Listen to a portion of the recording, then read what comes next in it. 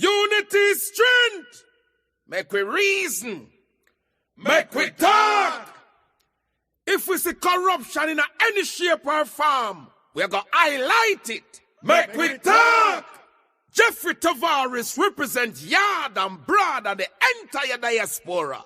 As long as it affects the life of our nation, uncover the truth, make we reason, make we talk. And we don't care about no vumva viva va, no upper echelon, nobody is not above the law. As long as it now help Jamaica, make we talk. Make we talk. Unity is strength. Make we reason. Make we talk. If we see corruption in any shape or form, we're going to highlight it. Make we talk. Jeffrey Tavares represents yard and broad and the entire diaspora. As long as it affects the life of our nation, uncover the truth, make we reason, make we talk. And we don't care about no vumva viva va, no upper echelon, nobody is not above the law. As long as it now help Jamaica, make we talk. Make we talk. Unity is strength. Make we reason. Make we talk. If we see corruption in any shape or form, we're going to highlight it. Make we talk. Jeffrey Tavares represents yard and broad and the entire diaspora. As long as it affects the life of our nation, uncover the truth, make we reason, make we talk. And we don't care about no vumva viva va, no upper echelon, nobody is not above the law. As long as it now help Jamaica, make we talk. Make we talk. Unity is strength. Make we reason. Make we talk. If we see corruption in any shape or form, we're going to highlight it. Make we talk. Jeffrey Tavares represents yard and broad and the entire diaspora. As long as it affects the life of our nation, uncover the truth, make we reason, make we talk. And we don't care about no vumva viva va, no upper echelon, nobody is not above the law. As long as it now help Jamaica, make we talk. Make we talk. Unity is strength. Make we reason. Make we talk. If we see corruption in any shape or form, we're going to highlight it. Make we talk. Jeffrey Tavares represents yard and broad and the entire diaspora. As long as it affects the life of our nation, uncover the truth, make we reason, make we talk. And we don't care about no vumva viva va, no upper echelon, nobody is not above the law. As long as it now help Jamaica, make we talk. Make we talk. Unity is strength. Make we reason. Make we talk. If we see corruption in any shape or form, we're going to highlight it. Make we talk. Jeffrey Tavares represents yard and broad and the entire diaspora. As long as it affects the life of our nation, uncover the truth, make we reason, make we talk. And we don't care about no vumva viva va, no upper echelon, nobody is not above the law. As long as it now help Jamaica, make we talk. Make we talk. Unity is strength. Make we reason. Make we talk. If we see corruption in any shape or form, we're going to highlight it. Make we talk. Jeffrey Tavares represents yard and broad and the entire diaspora. As long as it affects the life of our nation, uncover the truth, make we reason, make we talk. And we don't care about no vumva viva va, no upper echelon, nobody is not above the law. As long as it now help Jamaica, make we talk. Make we talk. Unity is strength. Make we reason. Make we talk. If we see corruption in any shape or form, we're going to highlight it. Make we talk. Jeffrey Tavares represents yard and broad and the entire diaspora. As long as it affects the life of our nation, uncover the truth, make we reason, make we talk. And we don't care about no vumva viva va. No upper echelon. Nobody is not above the law. As long as it now help Jamaica. Make we talk. Make we talk. Wherever you're listening and watching from around the world and the Eastern Caribbean, welcome to the Make We Talk program. I want to say good afternoon to Gigi, the girl from Upper St. Andrew, who is in the chat room. Good afternoon to you. For those who are watching us beyond the shores of Jamaica and beyond the shores of the United States, in Ghana, Zimbabwe, and of course South Africa, good afternoon, good night, good day to you all. I want to say welcome to the Make We Talk program. Like up the live feed, share up the live feed. I know there's a permanent person on another platform now, and I think that's why I don't have enough people over here, but we're going to speak up the things. Jamaicans has been, well, the security forces in this country has given the green light to literally unalive Jamaican citizens.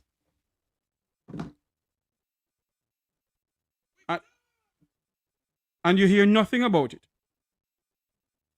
You don't hear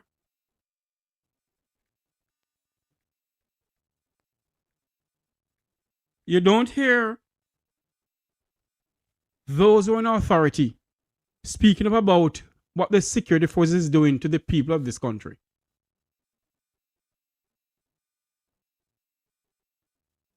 And every day you get up, you see police officers brutalizing the citizens of this country. But my question to the people of Jamaica is this. How is it that so many things are happening in your country?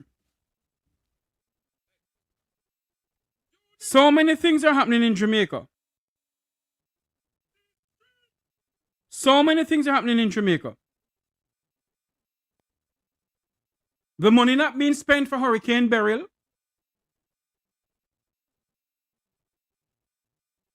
Transport authority or transport sector not getting the fare increase. And the Jamaican people sit down and accept what is going on. Police unaliving Jamaican citizens. I was told not to use the word that I really want to use on this program tonight. I was told by one of the producers of this program that I mustn't use that word. I am not coming from the real studio of the Make We Talk program, so you may see this background thing here. But my question to the people of Jamaica, why are you so quiet? The police was given the authority to be judge, jury, and executioner, to go around and assassinate the people of this country, shoot them down like blackbird, unalive them, I must say, like blackbird, and nothing comes out of it. Nothing comes out of it.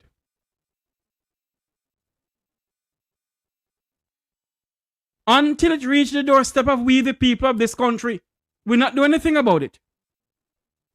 Taxi and bus operators need fare increase and they can't get it.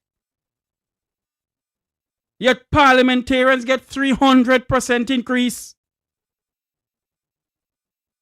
The security forces unaliving the citizens of this country as if they are blackbirds.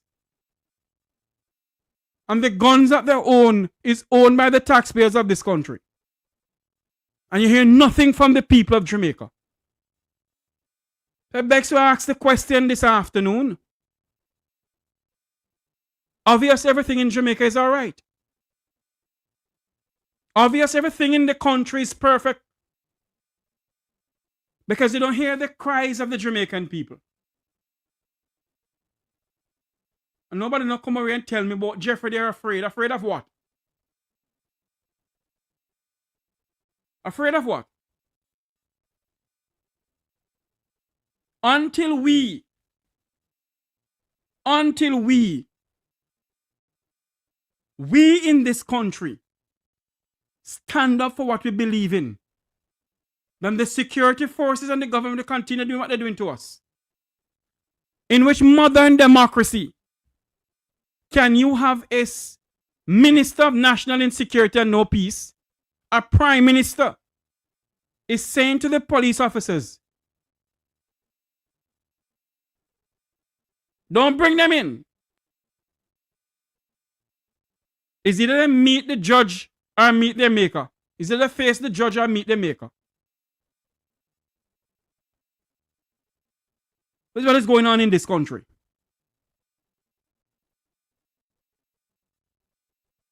When will we stand up? When will we stop this PNP and JLP die-hearted stupidness in this country? Huh? A woman was brutally murdered in this country by the security forces. You hear nothing about it from the people of this country. One thing you can say about the people of the United States, you know, they don't think about Democrats and Republicans. They think about America. And until the Jamaican people can think about this piece of rock we call home, then nothing will be done. Tomorrow morning it can be you or a member of your family. Wednesday it can be a member of my family, God forbid. Because the Prime Minister of this country, along with the Minister of National Security, give the police the authority to go around and unalive the people of this country.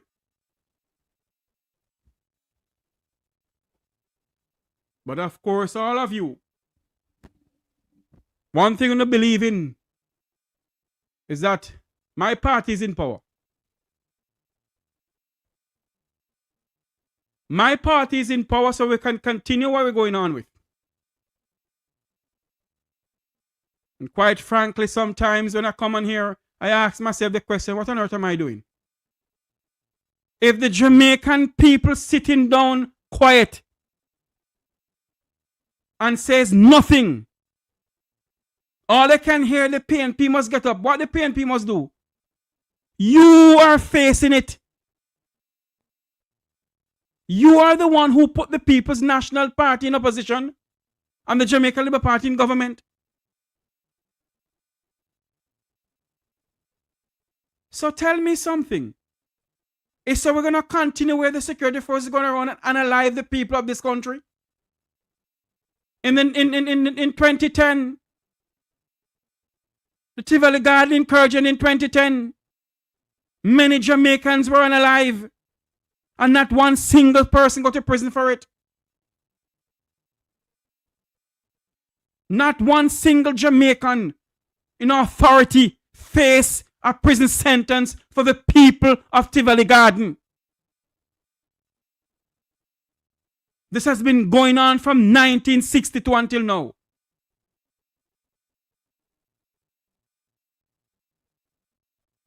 We are as divided as the politics of this country. So is the transport sector who's asking for a fare increase. It's as divided as the politics of this country. So when you have people going on your behalf to lobby for you, the minister laughing at all of you and so there's a bunch of set of damn idiots. Same way the politicians of this country is saying to the Jamaican people, when there's a bunch of idiots. 300% increase in wages for parliamentarians. While the people of this country is being unalived by the security forces of this country. Election call tomorrow morning, I don't forget who dead. No jump on the bandwagon and gone up and down.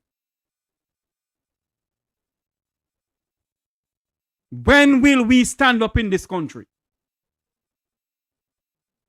When you hear a famous media house CEO come out and say this is murder. Every single member of that team of the JCF who was in Granville, St. James should be taken off frontline duty without any pay. What are we doing in this country, Jamaica? Jamaicans, what are we doing to secure a future for our children? What are we doing to secure a tomorrow?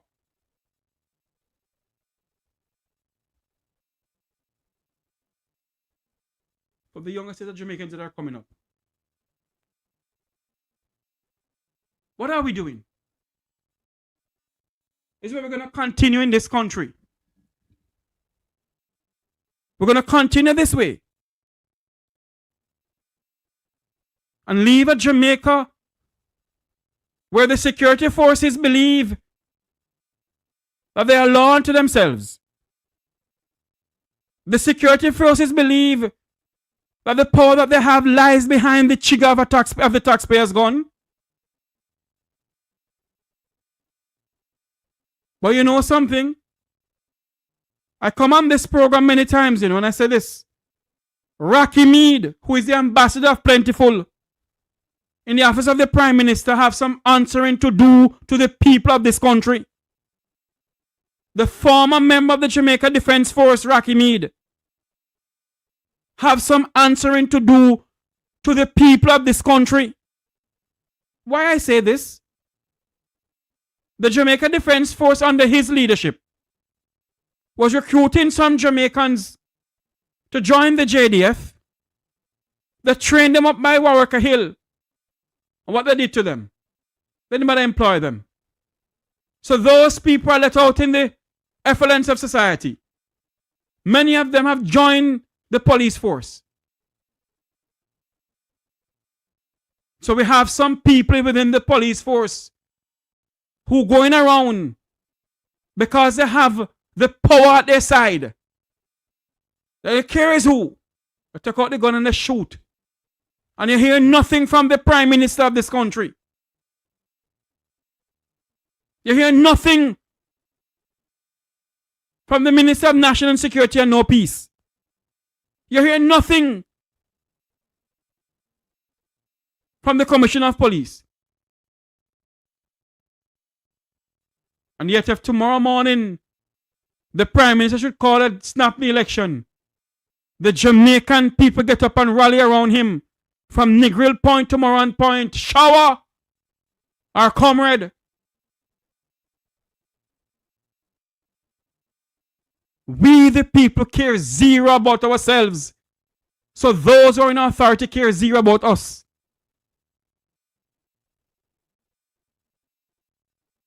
Students, like up the live feed, share up the live feed and like up the live feed. Share the live feed to everybody you can share the live feed to. This is Make We Talk. We have some videos to show. My other guest gonna come on later on. Sir Luke George Cook, human rights activist, is gonna come on. This is what is going on in this country.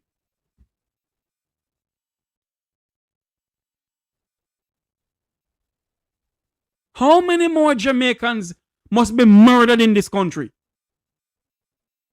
Or unalive? Mario, sorry to use the word that I'm using.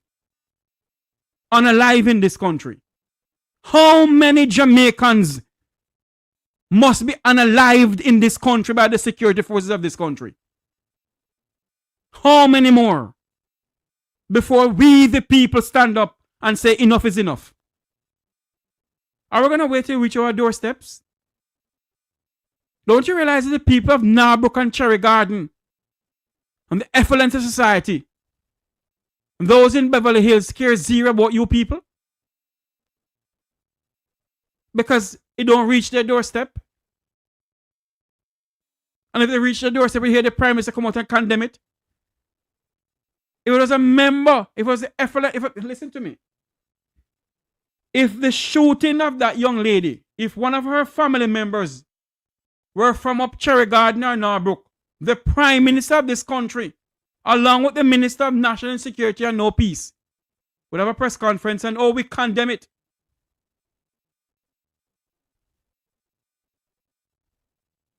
But because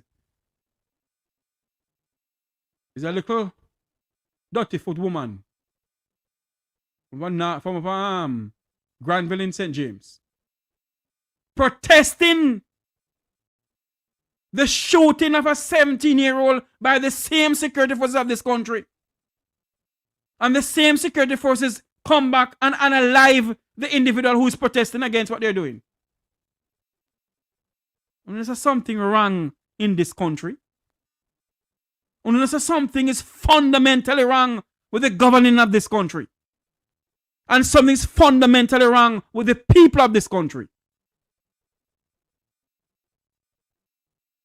No politician can go to Jamaica House or Garden House without you put them in there. So we, the people, have a fundamental issue. We have a fundamental problem. We, the Jamaican people, is faced with a problem. Bruce going to tell the People's National Party that termite eat out their brain. But I believe termite eat out the Jamaican people brain. In which other modern democracy can you see a police take out a gun and point it into a vehicle and shoot the woman? I don't hear you hardly hear any public outcry about it. People in Westmoreland, Kananapong. How many things happening in this country and you people are quiet?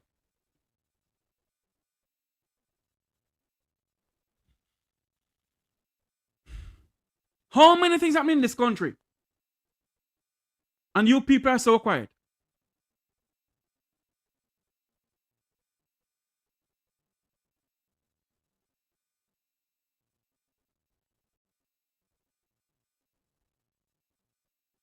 How many things happening in Jamaica? And all of you are quiet. 1.44 billion collect for Hurricane Melissa. How much percentage was spent?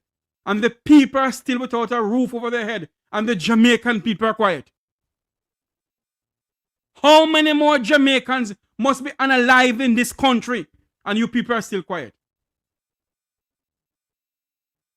How many more? How much billions of dollars missing? And you people are still quiet. So when we come over here and show the evidence of what is going on in the country, the Jamaican people are quiet. All I can hear on either my platform or Rattigan's platform, oh, the people are afraid, you know. Afraid of what? Afraid of what? The people of the great United States gather themselves together and have peaceful protests. When they go out there, they're not Republicans or Democrats. They're Americans. The people of Lithuania, when they go out there, they're Lithuanians. The people of Russia, they're Russians. But we, the people in this country, have this stupid thing. Me a ban comrade. Bunch of set of damn idiots we are. Me a ban shower. Bunches of damn idiots we are. Until we, the people of this country, put away this partisan politics, we will never be a better Jamaica. And because these Bucky masters who are governing this country realize that we, the people, are so stupid. Many of us are tied up in the ages of Michael Manley. Me a Michael Manley comrade until the day me dead. Me a Siaga labor until the day me dead. We stupid no hell. When will we be Jamaicans first? When will we be Jamaicans first? Every single person around the globe have their political belief, but their country come first. But no, we in Jamaica, we will die a member of the People's National Party. We'll die a member of the Jamaica Labour Party. When will we die as a member as a citizen of this country? I'm going to make something clear to you, know, and I keep on saying it. No PNP, no JLP, don't put on my 10 pound of chicken back on fire. And no politician can say, I beg them for anything. I may call and ask a favor for somebody. But we in this country, if it is that at our doorstep, we don't say nothing. How many more Jamaicans must be murdered in this country by the security forces of this country? How many more? How many more Jamaicans must be unalived by the JCF or the JDF? In 2010, incursions at the Valley Garden, mass graves were digged in Kingston Cemetery, and they throw black people as if they are dogs in mass grave in this country. These same politicians that you people are hands and gloves up with. And you people will never stand up and say enough is enough.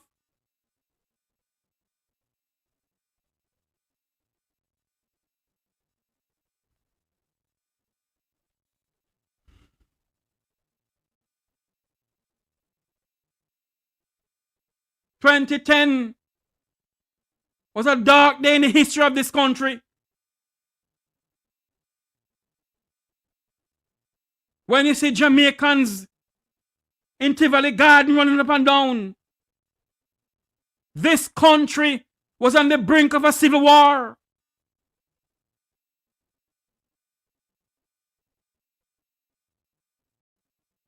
When will we stand up for this piece of rock?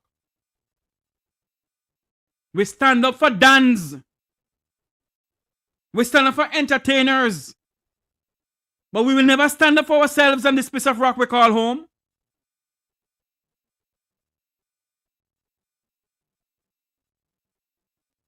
We the people, something fundamentally wrong with our mental psyche.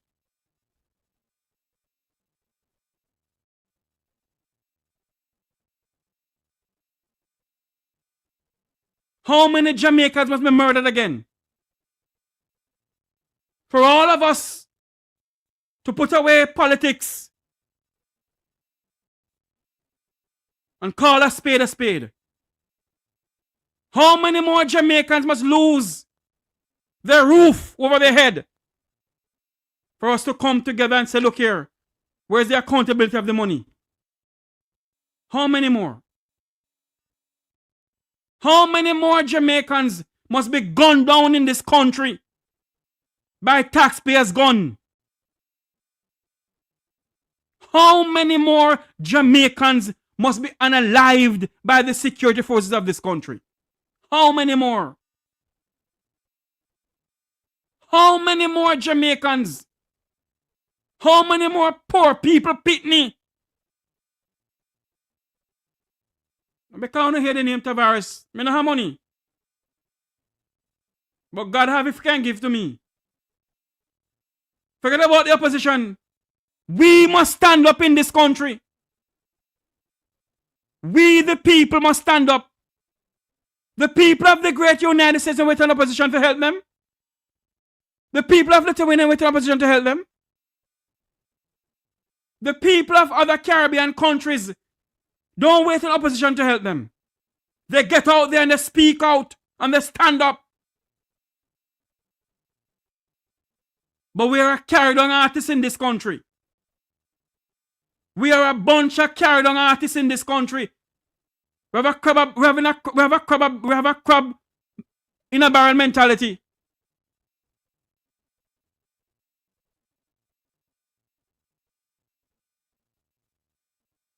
We're waiting for opposition.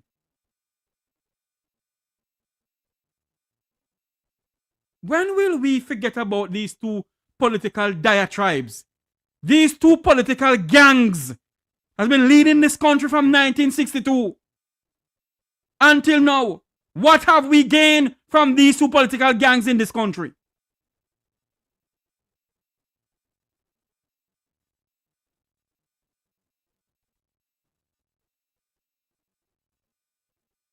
When will we, as a people, demand accountability. How many more of our black brothers and sisters must be gunned down in this country? How many more? How many more Jamaicans must die because of the lack of a burn unit in this country? How many more Jamaicans must sit on a bench, collapse and dead because of the lack of a bed in a hospital? How many more?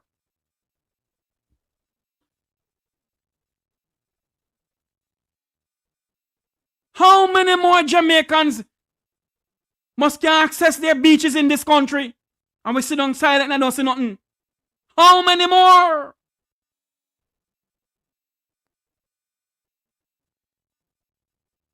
When will we say to these two political gangs in the parliament, we're tired of you? When will we do that?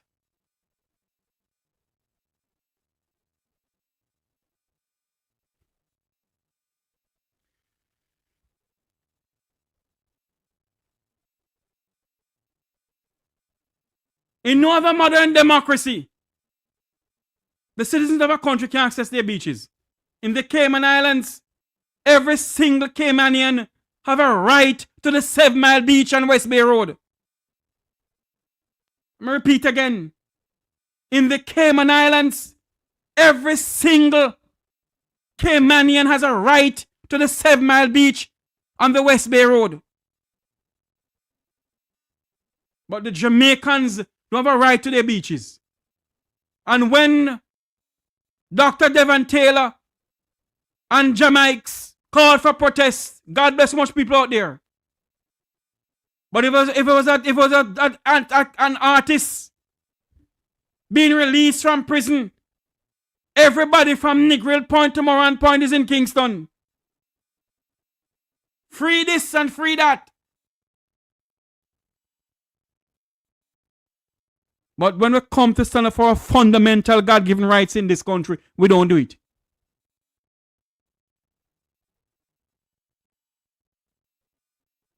So many things going on in Jamaica and the people are quiet. Huh?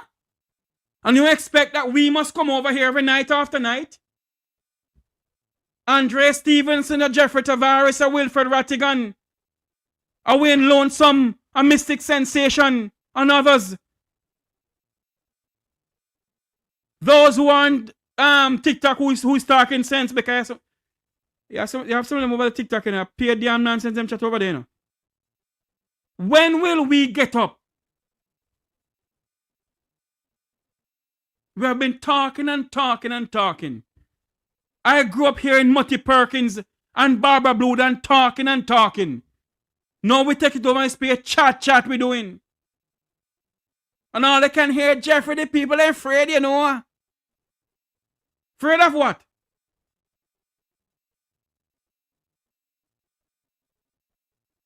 Afraid of what? $1.44 billion has been given for the Hurricane Melissa Relief Program. God bless you must spend out of it. And you don't hear public outcry from the people of this country who are suffering. All they can hear, Rattigan beg you something now. Jeffrey beg you something now. Wayne Lonesome beg you something now. Mystic Sensation beg you something now. We have done enough. We have done enough. You people must stand up now. You people must get up on the barn backside and talk out. And say enough is enough. Hurricane burial money is still there. You hear nothing from the people of St. Elizabeth. We must have a nationwide protest against the injustice and the corruption of the Jamaican people by this administration. I say it already, I'm going to say it again. You know. This Andrew Holness administration is one of the most corrupt political organizations in the history of this country.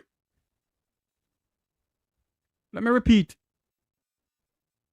This Jamaica Labour Party administration, led by Prime Minister Andrew Michael Holness, is one of the most corrupt political party in the history of Jamaica.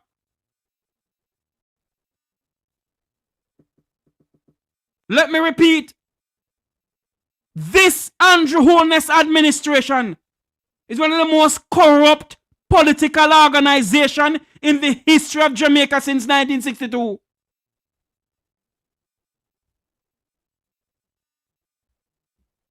These two political gangs. Good evening to my good friend Christopher Campbell. Good evening to you, sir. And others in the chat room. Like up the live feed. Share up the live feed, people. If you feel like to give, then give. But me not begging you nothing. This political party led by Andrew Holness and Darrell Vaz is one of the most corrupt political party in the history of Jamaica. The Jamaican people sit down and will not say anything.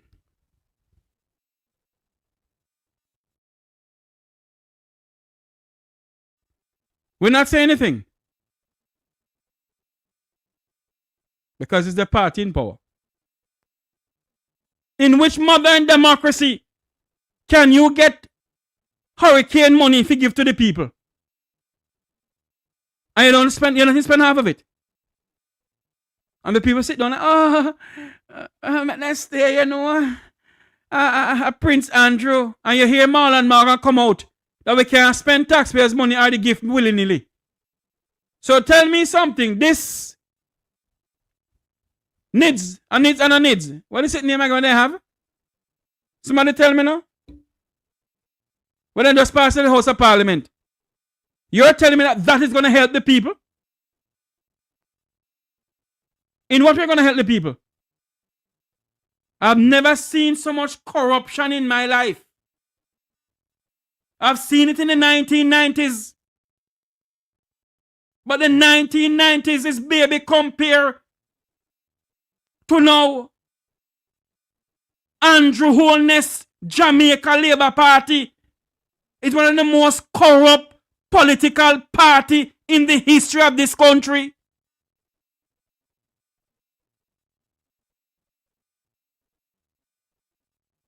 And the Jamaican people love corruption. But one thing me know, I'm going to say it, I'm going to say it again. I make it absolutely clear to my good friend and my brother Wilfred Rattigan, I will not take part in no more protests for the people of Jamaica until they can get up in Jamaica and say enough is enough.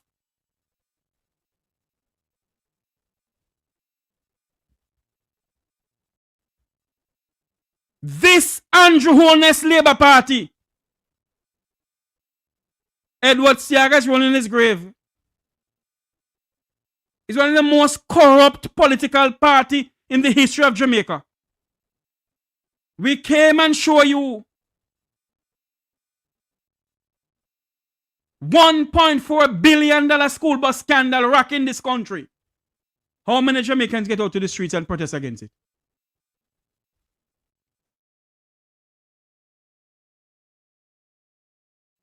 Only we.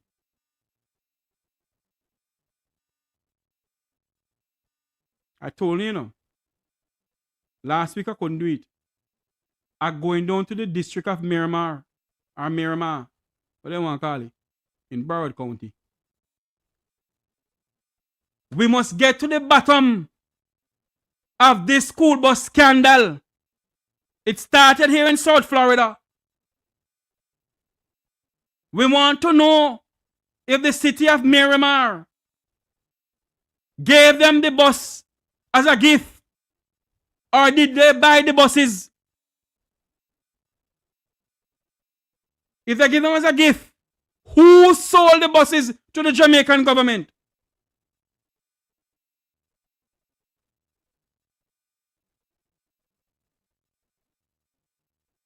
How many more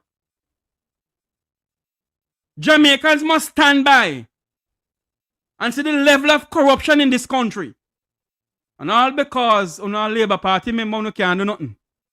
Or on a PNP member no can't do nothing.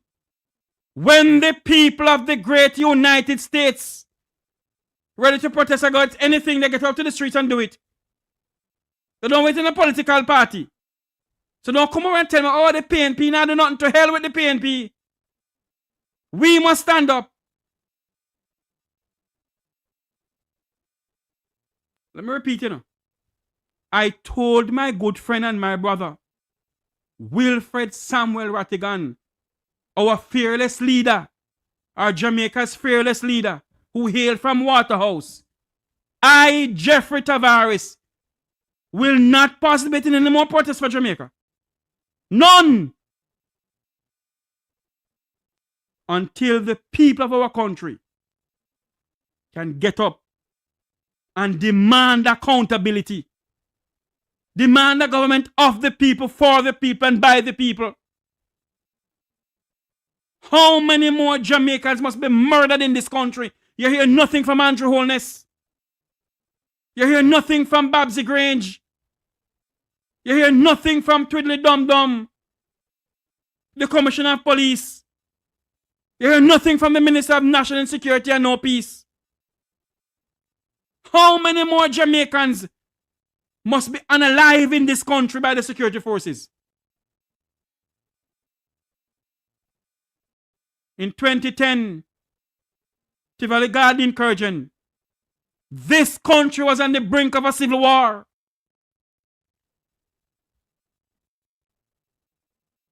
Because what the Jamaican people love to worship is dons and politicians.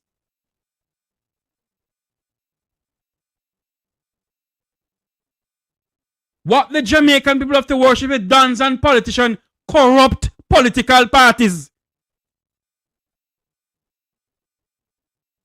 Check the history of this country since 1962. The level of corruption in the two political parties is unbelievable. But let me make this clear to you. This Andrew's administration surpass any other political party in corruption in this country. $180-something million in overspending of salaries in the Ministry of Education. You hear nothing about it. You know what teachers can't get them pay.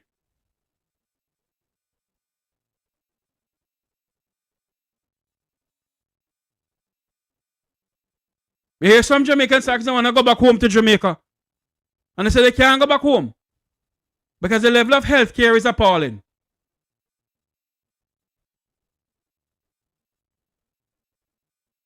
You're so correct, Christopher. The Jamaican people love corruption. So they don't care about the corruption going on in this country.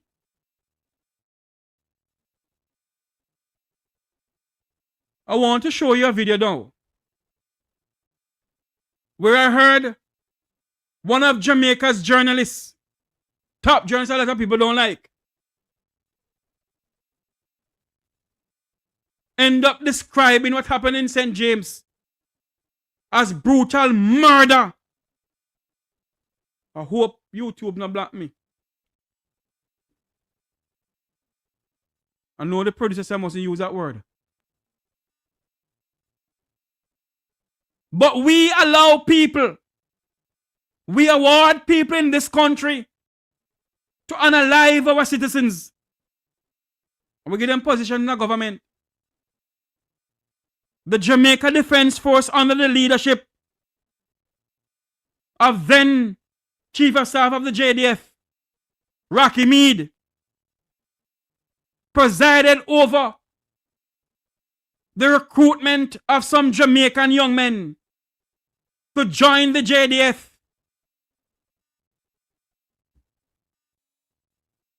And when they train them, they didn't bother employ them. They send them back out in the society. Some of them have joined the JCF. So they believe that their power lies behind the trigger of a gun. So they can go around and shoot down the Jamaican people as if they are blackbird. And this Prime Minister give them the authority to shoot and ask question after. By the way, today, me hear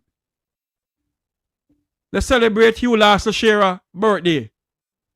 He was the first Prime Minister of the Jamaica Labour Party who said shoot and ask question after.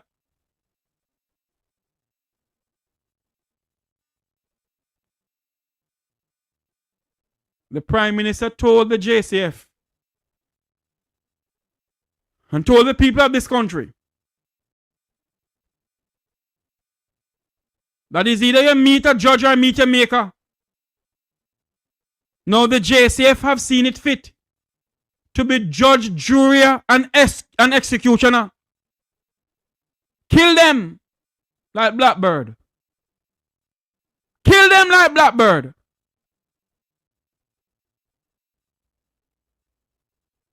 Put some bullet in them.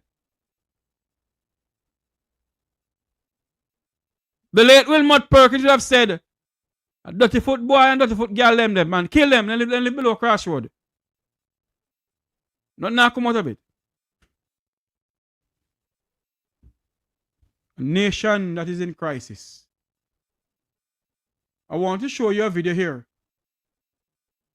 where many of you may not like Cliff Hughes, but I heard him this morning speak about it, and I agree with what he's saying. I want you to listen to this. This looks like murder.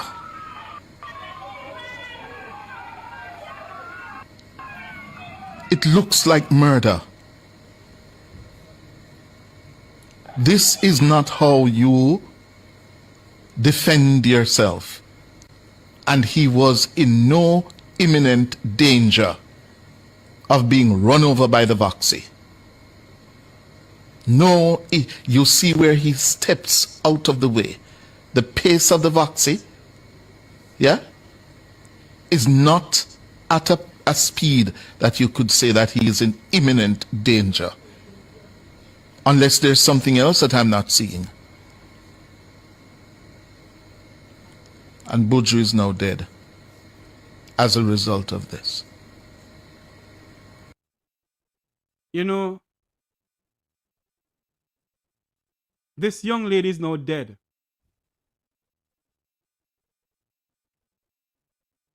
And all the members of the JCF excluded except one has been taken off frontline duty. Every single one of them should be taken off frontline duty. Every single one of them should be taken off frontline duty. Let me ask the question again. How many more Jamaicans must be unalived in this country by the security forces before the Jamaican people react? How many more?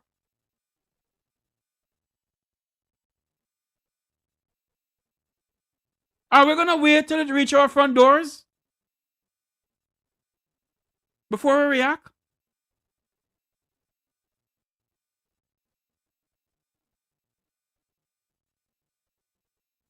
How many more must happen in this country?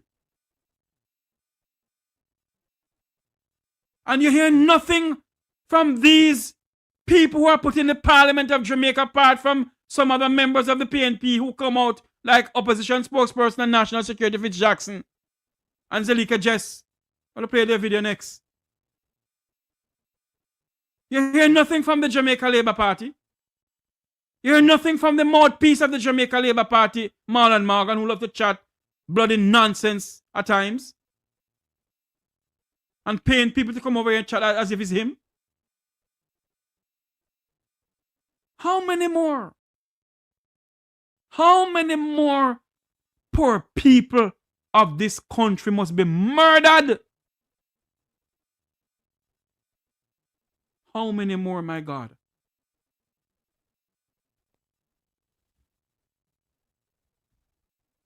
How many more Jamaicans must be murdered or unalive in this country by the security forces of Jamaica? How many more? Tomorrow, you may hear another thing tonight. This young lady here, who they call Buju, she was dropping off protesters to protest against the 17-year-old at the same security forces unalive. And now this trigger-happy bandit, this trigger-happy hooligan, this trigger-happy gunman of the JCF, see it fit to take out taxpayer gun and just blah blah. Who I think he is? I mean run things off him, me gun this. Where you take this thing for? Blah blah blah blah blah bam. Because what? The chief servant of the people of this country. The chief servant of the people of this country, Andrew Holness. Give them the right to shoot them and nothing come out of it. Good night, make we talk here live. Hello? Hello? Evening, Mr. Tavares. Good evening, sir. Yeah. Let's start the call from now. We don't want nobody rush no protest. We want to organize a decent protest. People afraid of the police. So what we need to do is call the people that let them know say if you don't want to hold a placard. Hold on a minute for me. You're not afraid of police when you go vote though? People afraid of the police for protests. May I tell you. Listen what me and say now, Tavares. Tavares, if you don't want to hold a placard, turn on your yard. Don't go out to the work. But we stay home. Stay home. But we have to have a one vice. Everybody we have to decide a date, and everybody, the opposition need to go round. Caretaker. Hello. Stop talking about opposition. When the people of the United States they protest, they don't wait on any Republicans or Democrats. They go out there. Somebody organize it. You must organize yourself. We can organize ourselves, Tavares. All we are different from different places.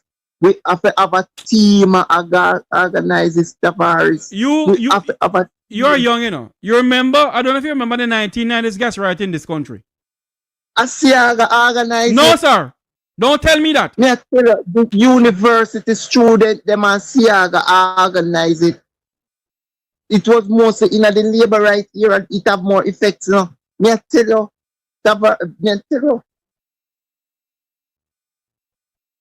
One thing I can tell you, you know.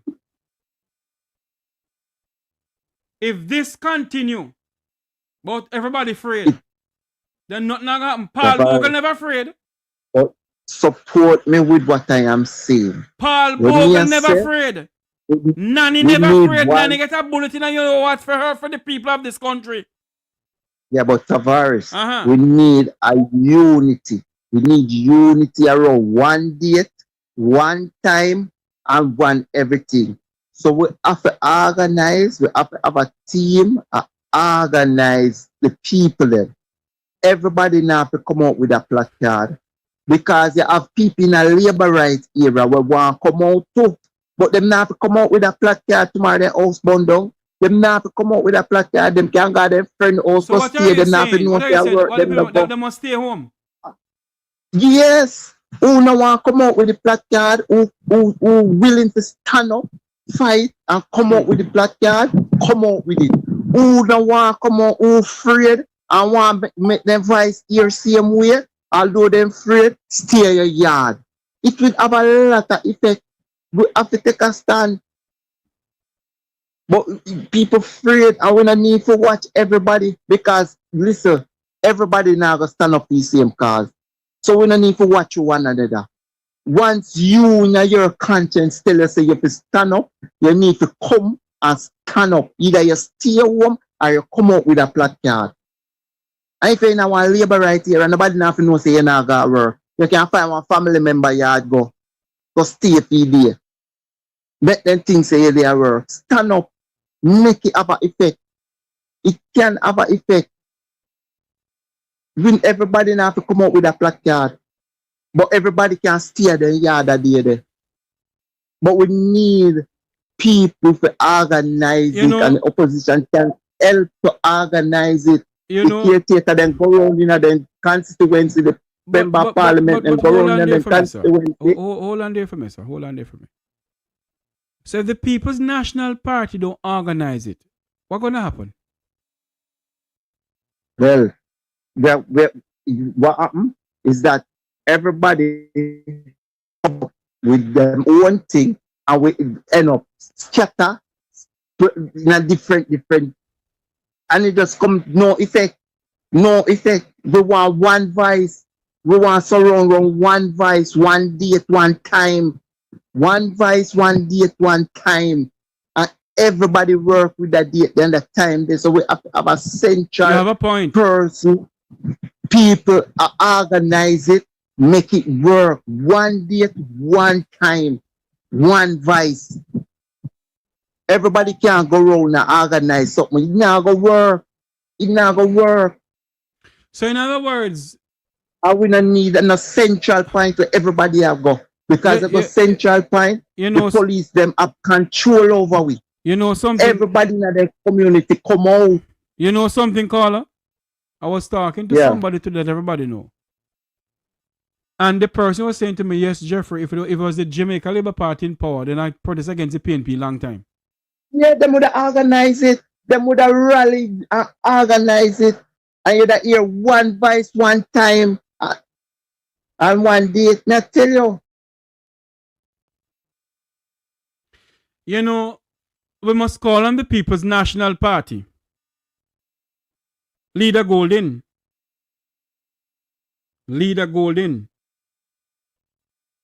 This is the time when we need the opposition. I think the opposition. I think what the people need to do, you know, is organize themselves and lead a protest at the office of the opposition leader. And show him say they mean business. Yes. This is the time when we need them now. We need them. They need to come out of them boxes now and come out now and organize the people, and just like how they organize the people in the election. And this is not about politics, but we need a strong team to organize the people them. And the PNP is the strongest team now we can organize the people them. And it's not about politics, because if the labor right people, the labor right community, them free to come out, them can go them family go stay, them not going to work. We are turn yard. Make this be a turn yard there. That is why you see me. Nobody can dub me as a PNP or as a JLP. Who want it for them business? Me no say me neutral. Yeah, but you have people in a PNP era when neutral. You have people in a labor right era when neutral. But once you come from a specific era, I agree with you. That's what you're saying. That's what you're saying. I'm just saying. That's what you're saying. Yeah. So if you're afraid to go out with a placard, turn your yard. Or we turn our yard, we stand up for your cars. We not stand up for all the budgie, you know. We are stand up for youth to then kill a cherry road. We are stand up for 4-year-old. We are stand up for everybody where police was a kill, where them a beat 84-year-old we come from ties in a strong labor right era. The people then when them a tell you to move, they lick you before they tell you to move. My God. All of them people that we are stand up for. People then with them a lick out a board, with them a lick out a gun. And something we know and see, you know, Jeffrey. Me's a taxi operator. And something we sick on the road. Let me ask you a question. Let me ask you a question, sir. As a member of the public transport sector, let me ask you a question. So we don't continue like this in this country? Because Tavares, because honest with you, me up on the street and me tell you the cry of the people. People cry every day. People come in your taxi and they talk, but they would never go out public and talk. Where them people is afraid and you put this fear in the people. Remember, you know, Andrew come out and tell us say anyway you're there you can find you. Andrew come out and tell police say make your maker or your judge. If security minister come out and say sure, then ask question. Them put fear in the people and the police them are carry out the instructions. So people afraid right now people afraid of police more than them afraid of gunman, you know. Because if you not walk in a gunman space, you know, gunman not trouble you, you know. And police come seek you for trouble you, you know. Police seek you for trouble you, you know. If you not walk in a gunman and a criminal space, them not trouble you. If you not trouble them, they not trouble you. You walk about your business anywhere. Anywhere. Gunman not trouble you. But police are come hunt you for trouble you. My God. So that is when I tell you the fear is in the people, whether want to believe it or we don't want to believe it. The fear is in the Andrew put the fear in the people. Yes. There are strong fear of the police force in Jamaica. All right, my friend. Strong fear. I have a next call coming in, my friend. Thanks for calling in. All right, thanks. Yeah, man. Good night, make we talk here live. Hello, good night, make we talk here live. Hello? Hello? Hello, make we talk here live. Good night, make we talk here live. Hey, Sheffer. Yes. Hello? You hear me? Yeah, man, go ahead. I agree with most of what the caller just say, you know. The people of Jamaica, they're not afraid, no, they're licky. I can't tell you why I say that. Why you say that? If over the years you're so fearful of this little Negro, this man where I kill off the people of Jamaica to replace them with Chinese and people from the Middle East and wherever, then why them never vote him out? When you fear somebody, you know, you take them out of power, you know, Jeffrey. Let me ask you a question. Let me ask you a question. You sure the people never take him out of power and the election?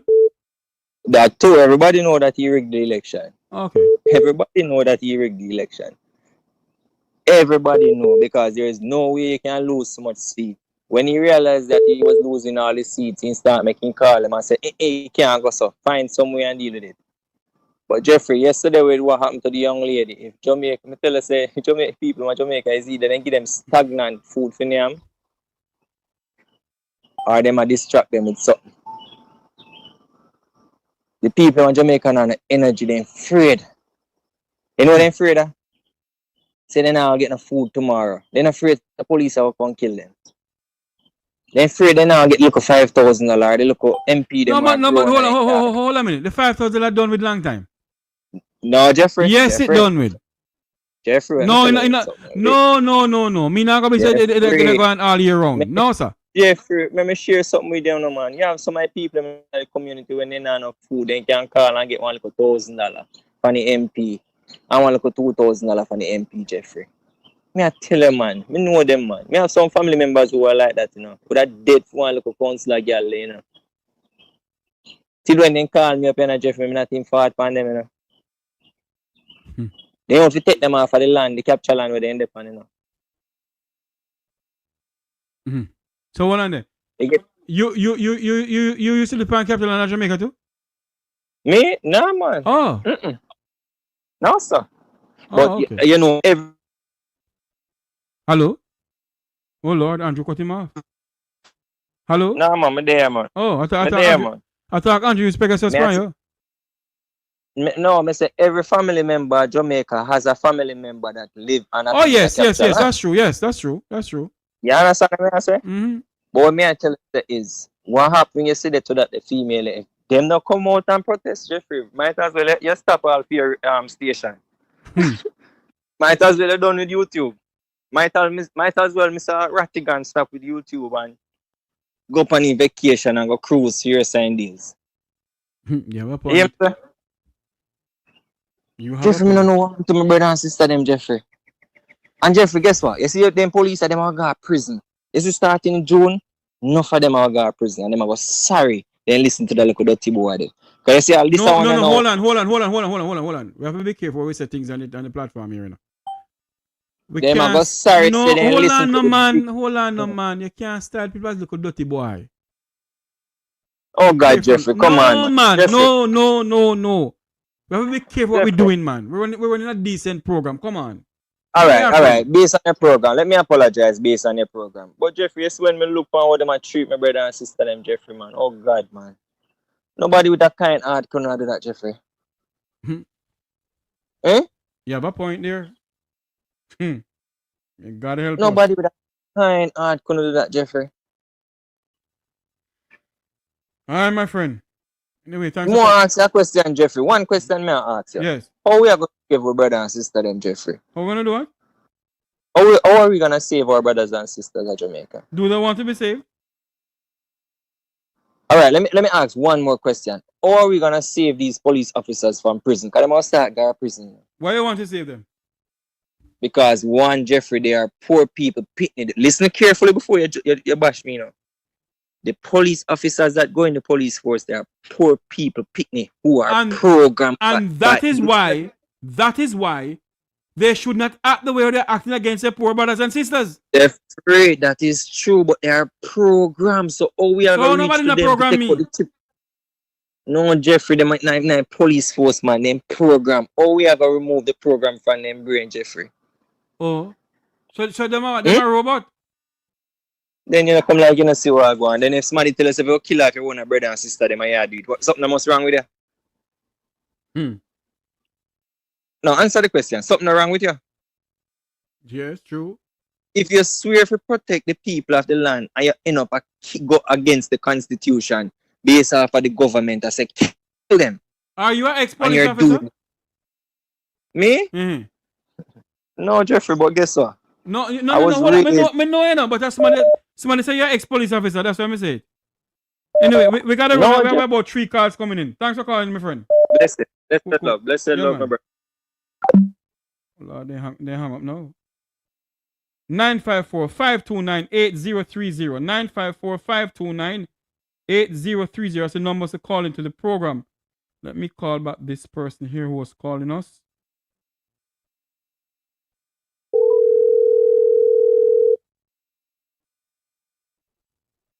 What a thing. We're listening, watching from around the world in the Eastern Caribbean. Make we talk. Good night, make we talk. You're live. Hello, Jeffrey. Lady Williams, how are you doing? I'm doing good. I'm following up what happened, and I've come to the conclusion that the security forces of Jamaica should be removed from political leadership. There should be a special place for the security force, but not under the government politicians like Andrew Holness or the opposition, but have. So in other words, Liz Williams, what you're saying, Jamaica need to revamp their security forces where it is independent from the political parties of Jamaica. I am not hearing you. Are you hearing me? Miss Williams? Hello? Because over the years, Miss Williams? The police force. Hello, Miss Williams? Yes. You hearing me, ma'am? No, I'm not hearing you. Mic 1, 2, 3. Miss Williams, you hearing me?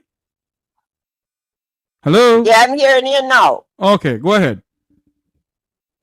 I am saying that the police force and the army should be removed from the political leadership. Mm-hmm. Because it was not like this years ago when the police force was more educated, when you had like the policemen, they studied law, they went to the university, they studied psychology, they knew how to deal with the public, they knew how to deal with the people, they went into the schools, they did community policing, and they were educated people. They went through the rank and file. Some were detectives, and then they went through the ranks. Well, nowadays, it's political. And these people are not properly trained. They do not know how to deal with the public. And they are too much in politics, get promoted through political party. So, Miss Williams, And this is what the basically, problem hello? is in Jamaica. Miss Williams, you hearing me? Miss Williams, turn off the TV in the background. That's why you're not hearing me clearly. Miss Williams? Yes, so, No, are you hearing me? you know, it's all the fault of the government Miss Williams, are trying you to hearing me? control the Hello? security force. Hello, Miss Williams, you hearing me? Jeffrey, I'm going to call you back. Okay. I don't think she was hearing me at all. You know, we live in this country, you know, and if we don't talk of what is going on in this country and speak truth to power, then God help us. How many more people must die in this country by the hands of the security forces? How many more? You hear nothing from the higher up of society. I want to play back this video again here. Let's play back this video here. You know, the High Command has acted swiftly. They have interdicted him, meaning that he has been removed from frontline duties. Yes? However, that woman's life is gone and gone forever. I don't want to say much more except that this looks bad.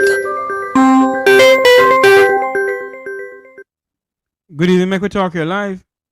Yes, Jeffrey, it's me. Are you hearing me clearly now? Yes. Okay. Good. I'm saying that the it's about time the security force be removed from under the leadership of these political party and a separate entity where they can be independent but report to the relevant people. In other words, the commissioner of police must not be handpicked by a prime minister or a judicial board. Right. The commissioner of police must be handpicked by members of the JCF. Right, and the commissioner of police should be picked by the rank and file. That's what I just said, yes. That pass through the force. You understand what I mean? From stages. And when they reach the inspector, they should have the opportunity to even go to the law school and start to study law. And also the Minister of National Security should be appointed by the GG from the police force. The Minister of Security is that Jamaica have right now is a doctor, medical doctor. And that's what I'm saying, Miss Williams. In order for us to have a proper security force, the members of the rank and file, and I think I can stand be corrected, the members of the rank and file should be picked from the members of the JCF. And I'm saying also that the Minister of National Security should be appointed by the Governor General from within the rank and file of the JCF. Yes, and not the political parties. Yes. And that is a problem in Jamaica, where the political party controls the security force and have it like it's their police force and their military. But the other prime ministers never did like this because they never had the opportunity to do that, because they were being, the people who are in the police force were educated, well-trained people that knew police work hands-on from the streets. They knew the community. They knew the people. And then they were promoted. I am being told, Mrs. Williams, that the current commissioner of police is on his way out. Well, they probably was looking somebody who knew technology because they wrap up with Israel with all this technology It's thing. a But matter of technology, you know. don't work in Jamaica because we're not in Gaza. You understand what I mean? Technology don't work in Jamaica. It's hands-on and experience. No, but hold on, Miss Williams. I disagree with you that one, because you know why? There is a lot of technology thing going on within Jamaica now. And the JCF has gone high tech in a sense. Yes, because there's a place up by the Ministry of National Security that control every single CC camera throughout the length and breadth of Jamaica. Yes, but are the policemen educated? Yes. Are they educated? Yes, you have some. These situations? Yes, because you have some. If they were educated, they would shoot first. You understand what I mean? I agree in what you're saying. When they go in the communities, they're going like they are animals going to hunt. Yes, I understand what you're saying, Miss Williams. But what we are not speaking about, Miss Williams, is that some members of the JCF who joined the JCF now was former members of the JDF that Rocky Mead recruit for the JCF, and they did not employ them. Yes. So what they did, hold on, Miss Williams, what they did was to go to the JCF and ask for a job and get the job, apply for a job and get the job. They have military training. Yes, but remember this: when they took Trevor Macmillan from the military, it did not work. Then they went back I'm not talking about that. Man, it did not work. Hold on, Miss Williams. I'm not talking about taking somebody from the JCF. What I'm saying to you is this. But you mentioned Rocky Mead. Hold on, listen, Miss Williams. Listen what I'm saying to you, Miss Williams. When Rocky Mead was in charge of the JDF, Rocky Mead recruited some young men to join the JDF. They trained them. And they were supposed to employ them. They did not. They put them back out in the society. So these young men now applies for job within the rank and file of the JCF. And they get the job. So these young men, hold on, Miss Williams. These young men have JDF training.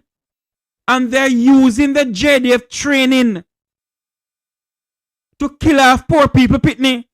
Right, because the JDF and the Jamaica Constabulary Force is separated.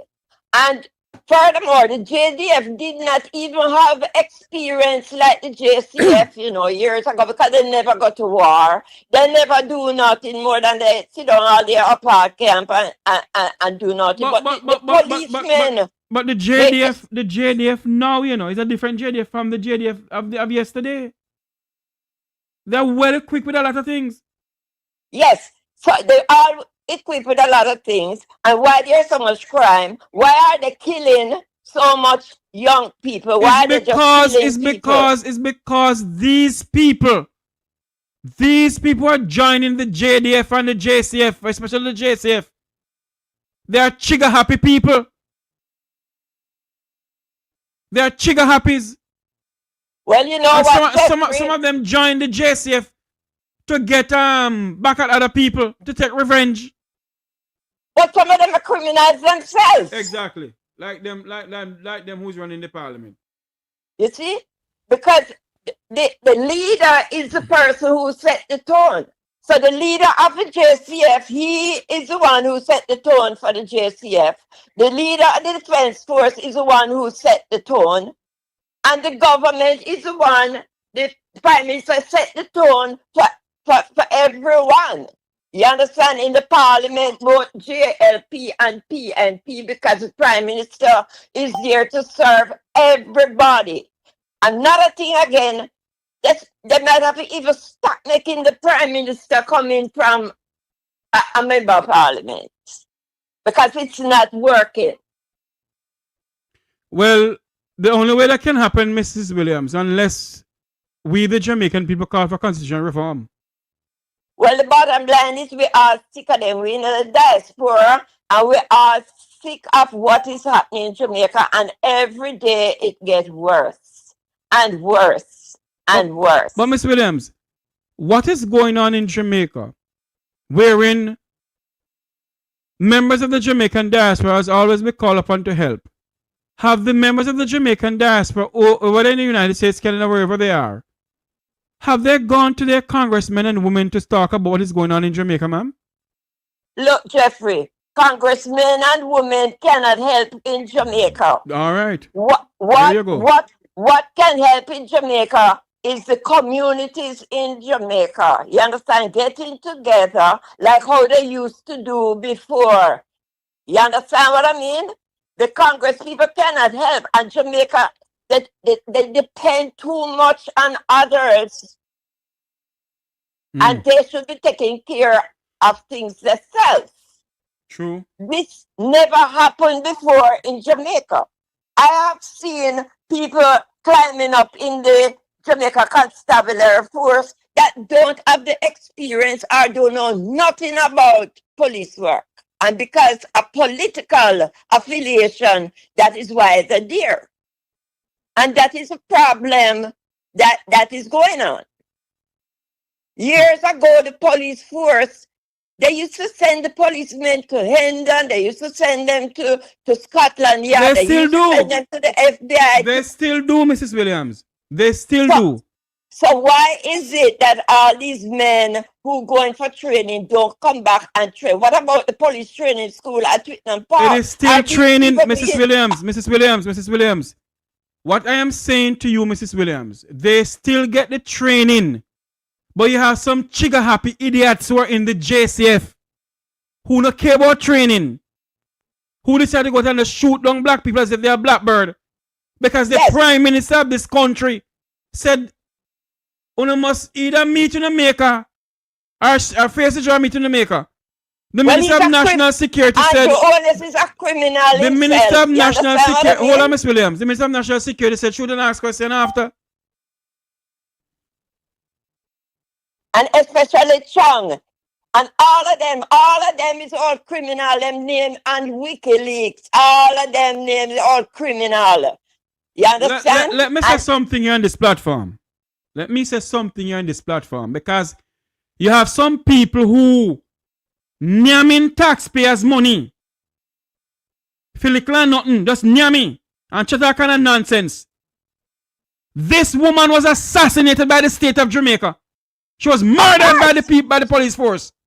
And look how many, you know what? Jamaica Constabulary Force has always have a human rights problem. If you go back and check the United Nations, they always have a human rights problem. You understand? Always have a human rights problem. I tell you something, Mrs. Williams. Until the people of Jamaica get up, ma'am. So many things going on in Jamaica. Nobody getting up. Well, when it reaches their door, they will get up. When it reaches their door, it will get up. You understand what I mean? Because they're always crying out to us in the diaspora here, but we're done with them because they take us for damn idiots and damn fools and cannot give account for the money that we send down there, especially for the poor and the needy, especially with Melissa. So we're not sending nothing more down there. I must get the premier. I must get the premier of the Cayman Islands or the leader of the opposition of the Cayman Islands and find out from them. Have they asked the Holness administration about Hurricane Beryl money they give to them and also Hurricane Melissa money? I must call my good friend, opposition leader of the Cayman Islands, Mr. Joy Hugh, to find out these things. I must call Joy one of these days. Where is all that money that went down from us down to Jamaica? Ask Marlene Morgan. Be accounted for. Ask Marlene. What I mean? Ask Marlene Morgan, idiot Amin. He came out and saying that we can't spend the money willy-nilly. He's a little asshole. You understand what I mean? He's not but Andrew Holness water boy, little nasty boy. You understand what I mean? And let me tell Marlon Morgan what he don't know nothing about Jamaica. He don't know nothing about Jamaica, neither Andrew Holness. When Jamaica get independence, how old Andrew Holness was. So they don't know the good old days in Jamaica when Jamaica was peaceful and everything was okay. Even when Mr. Siaga was in, Jamaica was not like this. You understand? When Mr. Siaga was in. I said it the other day. I said it on the program a while ago. Edward George Philip Siaga, who I know very well, is rolling in his grave. This Andrew Holness administration, led by Andrew Holness himself, is one of the most corrupt political organizations in the history of this country since 1962. The 1990s is baby compared to this. And it's about time the Jamaica people open their mouth and we in the diaspora opening our mouth and make it continue. Let me tell you this. Donald Trump is going to appoint a U.S. ambassador down to Jamaica. He already did. And she's going to pass through the Senate. But she's going to answer some questions from our senators when she's drilled. Because we're going to tell our senators what's happening in Jamaica. You hear that, Marlene? Marlene, oh. You hear that, We will tell them. And we will show them all the videos. So when she comes down to Jamaica, she will be well learned because it's somebody we all know. It's somebody we all know. And we asked Donald Trump to send somebody down there. Malano, idiot I mean, oh. You hear that, idiot I mean? You be careful, you run off your mouth over here. So be careful, idiot I mean. Make him come back because anytime he come back on these platforms up here, we just send it to a congressman and say, see this here and say, they know they are well prepared. And the first thing when she land in Jamaica, we want her to tell us where is our American dollars that we send to Jamaica. Malano, you hear that, Marlene? Idiot I mean? You hear that? Playing with them. Too much of our people suffering and too much of our people have to undergo, and it's about time it's going to stop. And you got to start from the top down in Jamaica. The top down. Marlene. We're not with no more foolishness down in Jamaica. Let me tell you something. We report everything to the U.S. government. Marlene, I'm going to call them name. I'm going to show them a picture. When the lady comes, she's going to know all of them because she's going to see them picture. Who be careful of? Marlene, let me make something clear to you, Marlene. In case you don't know how the political arena in the United States run, the congressmen and congresswomen live in their constituency, unlike Jamaica. And they know the people of their constituency, people that know them. You come over, hold on for me, Miss Williams. Miss Williams, hold on for me. You come over here then and I go talk about cyber, whatever. Let me make something clear to you. There's a thing that called freedom of speech in the United States. So be careful you talk about cybercrime, whatever. Be careful, Marlene. Marlene, he can't come and bully us. He can't bully us up here. He can't bully us up here. All right, Miss Williams, thanks for calling in. Miss Williams? All right, Jeffrey. Thank you for calling in, my dear. Thank you very much. I want to play back this video here with Cliff Hughes. Here we go. Like murder.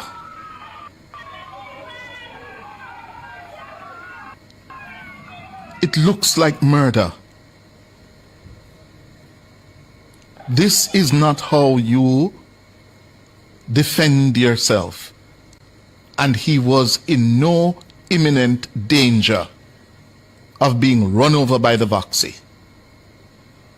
No, you see where he steps out of the way. The pace of the Voxy, yeah, is not at a speed that you could say that he is in imminent danger. Unless there's something else that I'm not seeing. And Budju is now dead as a result of this. you know, the High Command has acted swiftly. They have interdicted him, meaning that he has been removed from frontline duties. Yes? However, that woman's life is gone and gone forever. I don't want to say much more except that this looks bad. It is.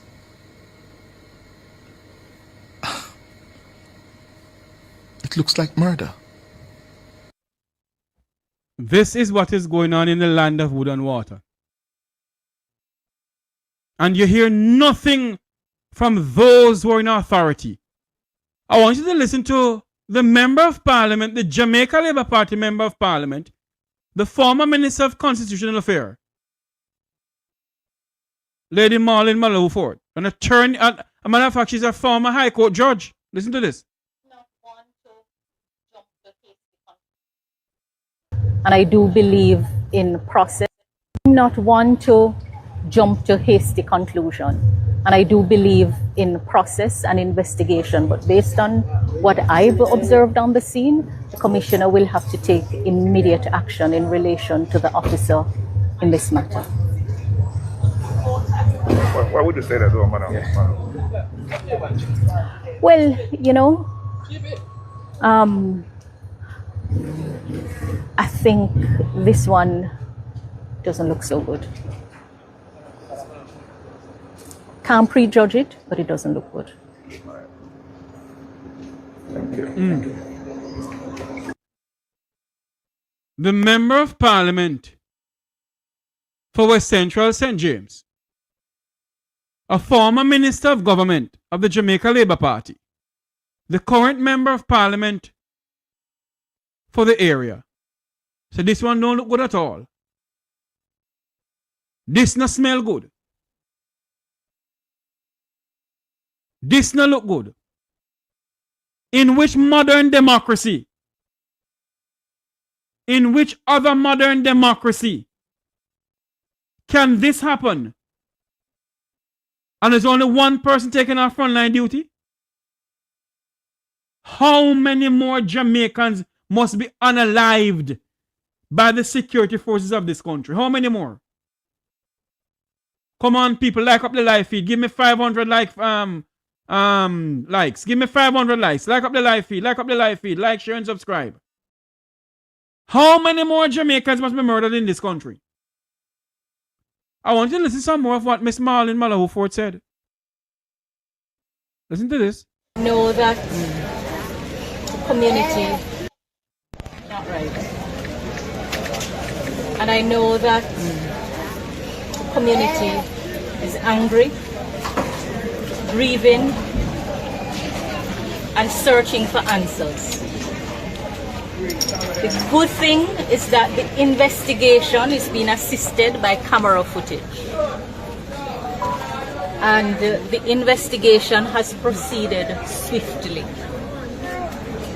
I want to ask you to stay on the right side of the law. I don't want any response. I want to say good evening to my good friend Conrad O'Brien. Conrad, call in, man. Call into the program if you can. In the community to result in a suppression of anything. So I know that you are.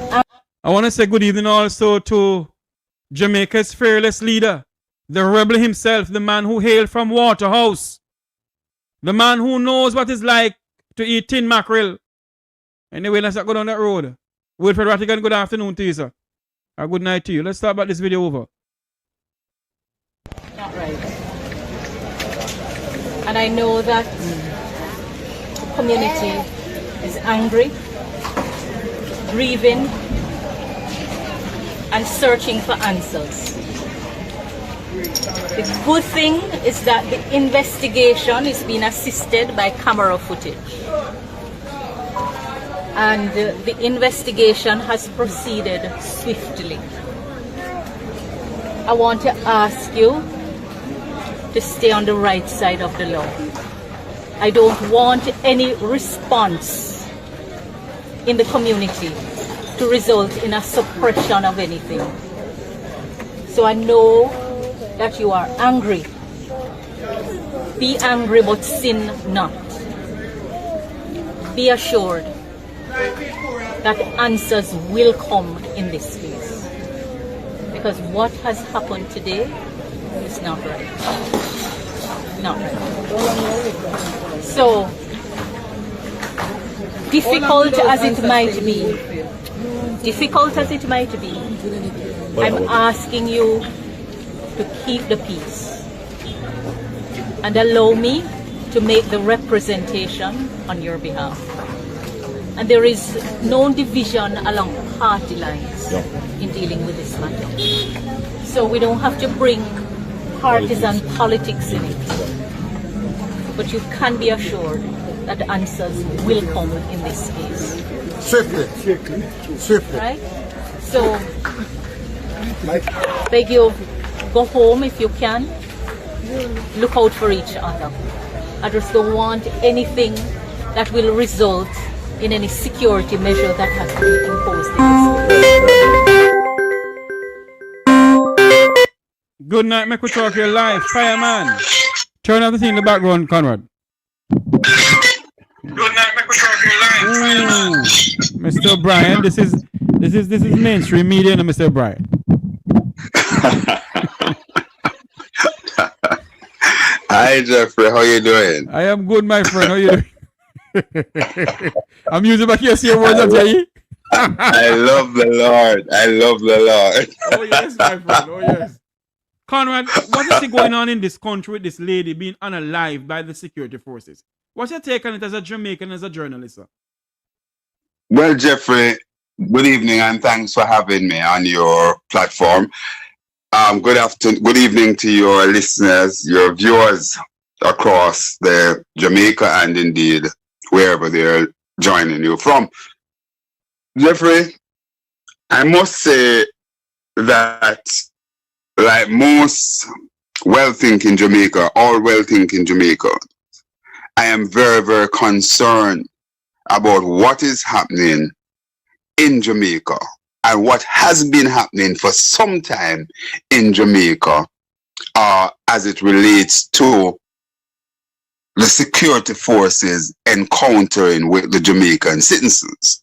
Yes. And indeed, it begs the question, Jeffrey, if the police believe or members of the security force have been given a mandate to carry out their duty in a particular way, it also begs the question as to whether or not members of the police force have misinterpreted what the Prime Minister said when he said, meet your maker or the court. And as a result of they don't interpret anything wrong, sir. It means they must go and kill the people like Blackbird. Well, you know, Jeffrey, certainly it seems as if that's the takeaway that members of the security force have in that. And I will say this, Jeffrey, I will say this, that I'm trying to be careful and to be responsible here. But suffice it to say that there are members within the said organization, not low-ranking members, but members in high-ranking position within the constabulary force who will pull you one side and they will say something to you one way that there is indeed a mandate within the police force as to how they should operate. However, what we saw there in Montego Bay yesterday, and we saw MP Malahoo Forte for West Central St. James came out. We also saw, and we must commend Councillor Troop. Yes, who stood I think he's the councillor for the Granville division. And certainly he was out there even before, as I understand it, before Malahoo Forte. As a matter of fact, he was out there from last week protesting the killing of the 17-year-old, because let's connect the dots, Jeffrey. Go ahead. Remember now that this young lady, Buju, as she is popularly called, her demise came as a result of she being the head hunter, the lead in terms of mobilizing for a protest for the young man who are gathered. It's what? Her nephew? The 17-year-old? Yeah, I can't prove that. I've been hearing, but I can't prove it. That's what we're hearing. Yes. Right? And no, Jeffrey, if that is so, just imagine two very, very close relatives within one family now facing, first of all, the mourning, the loss of two members of the family, and indeed the enormous cost that they will now have to contemplate in terms of putting these two members of their family to rest. It begs the question as to whether or not the government, certainly through a member of parliament, Malahoo Forte, yes, and so on, will they come up now and will they take up the funeral expenses of not just Buju, but indeed the young 17-year-old that was murdered, that was killed by the police as well. But there's even, Jeffrey, a larger picture. Remember, that this thing has been snowballing, where we have so many shootings by the police that are of questioning nature. But I want to put an equation, put a scenario here to you, Jeffrey. Yes, go ahead. One of my callers, he is from the constituency of Damien Crawford, goes by the name Country, but he reside in Virginia now, I think. And last week, two members of his family, right on the Ridersville, they are going to Point Hill, were basically attacked by gunmen. My God. They murdered the husband was killed on the spot, and his wife, she was shot. She was taken to the hospital. I gather she is now out of hospital, not so bad. But here's the thing. The Ridersville police, and we want to commend them, as Country said to me today, that the Ridersville police were quick on the draw. And what they were able to do was to intercept the two young men on a bike that carried out that action. And what happened as a result of they being captured, or they being caught by the police, I gather now that they are able to disclose who is the mastermind and on whose behalf they went and carried out this murder and shooting. My God. No, that is proper policing. And here's the thing now. It basically solve or lead to a greater situation, because had these two young men been murdered right on the spot by the police, the perpetrator, who is the mastermind as we understand it, in this case, would certainly be able to contract other persons and so on. Now the police is on his heel, and I gather that he and other family members are in custody at this time. So we are supporting good policing. We are supporting good policing.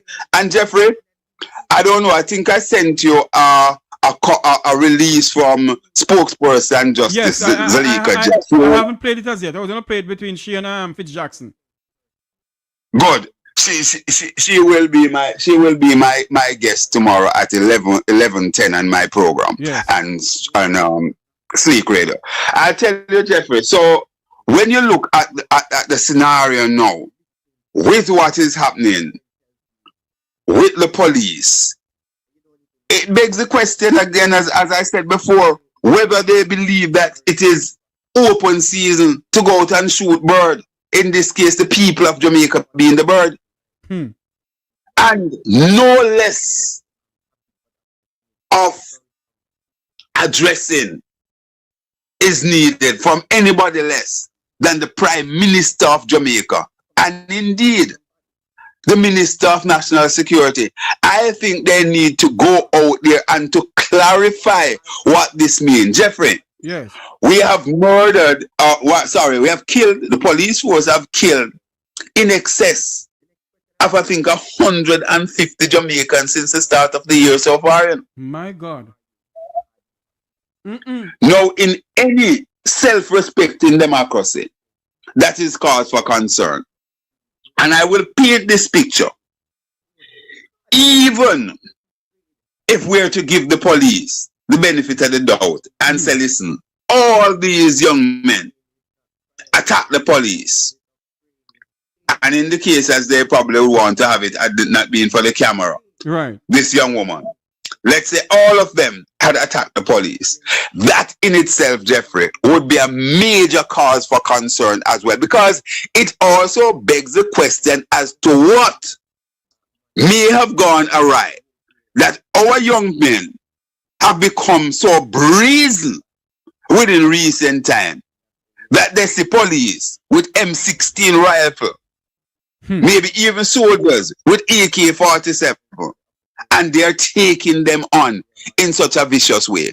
So if that is the case, Jeffrey, yes, and the police, by way of superior training, is getting the upper hand of them, that in itself, Jeffrey, mean that our country is in deep doo-doo. We're in crisis. Serious crisis, Conrad. Yeah, what me say, sir? Yes, we're in deep shit. I am saying, Jeffrey, if our young people decide that, listen, may I take up the gun after the police and battle it out, it is indeed cause for concern, Jeffrey. You know, and if it's the police is acting extrajudicially, meaning that they're acting illegally and taking out these young men, that in itself, Jeffrey, is cause for concern. But you remember now, Jeffrey. Sorry, go ahead, Jeff. But you know something, Conrad? Uh-huh. I don't know if you remember when the ambassador of Plentiful, Rocky Mead, was head of the JDF. Yes. They recruit some young men and train them up in Warwick Hill and promise them that they'll give them jobs. They did not give them the jobs. They send them out back in the society. And I believe that some of these young men are the ones who are joining the JCF, with some vengeance in their heart against people. Well, you know, Jeffrey, you're onto something there. You're onto something there, and it is something that is probably deserving of a thorough investigation. How many of these young men who were taken in by the JDF, right, did not make it, did not matriculate into becoming members of the JDF? How many of them find themselves in the police force, and what was the route by which they were recruited? Were they taken through the normal route where they would have been able to do the written exam, do whatever, and matriculate into the police force, or they were just handpicked because of quote-unquote political affiliation? These are important questions to ask, Jeffrey. You're correct, but look at it this way, Mr. O'Brien.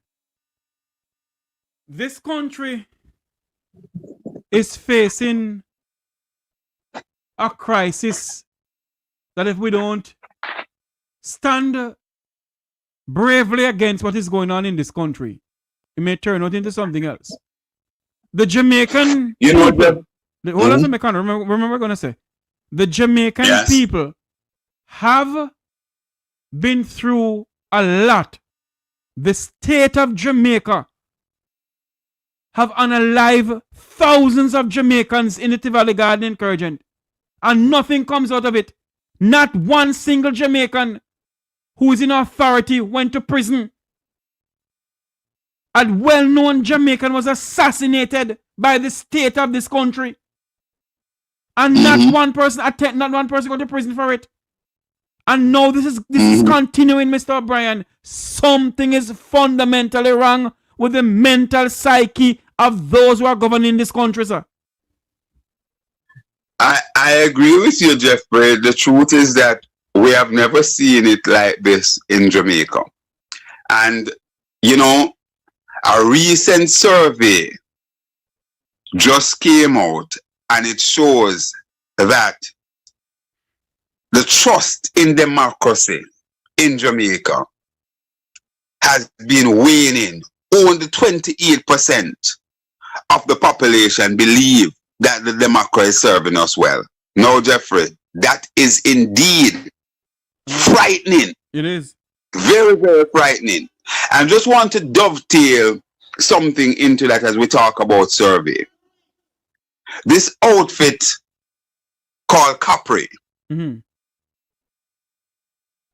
also issue a statement where they look at the $1.44 billion that was given to the government of Jamaica on behalf of the people of Jamaica. For every last dollar of that supposed to be spent on the hurricane victim.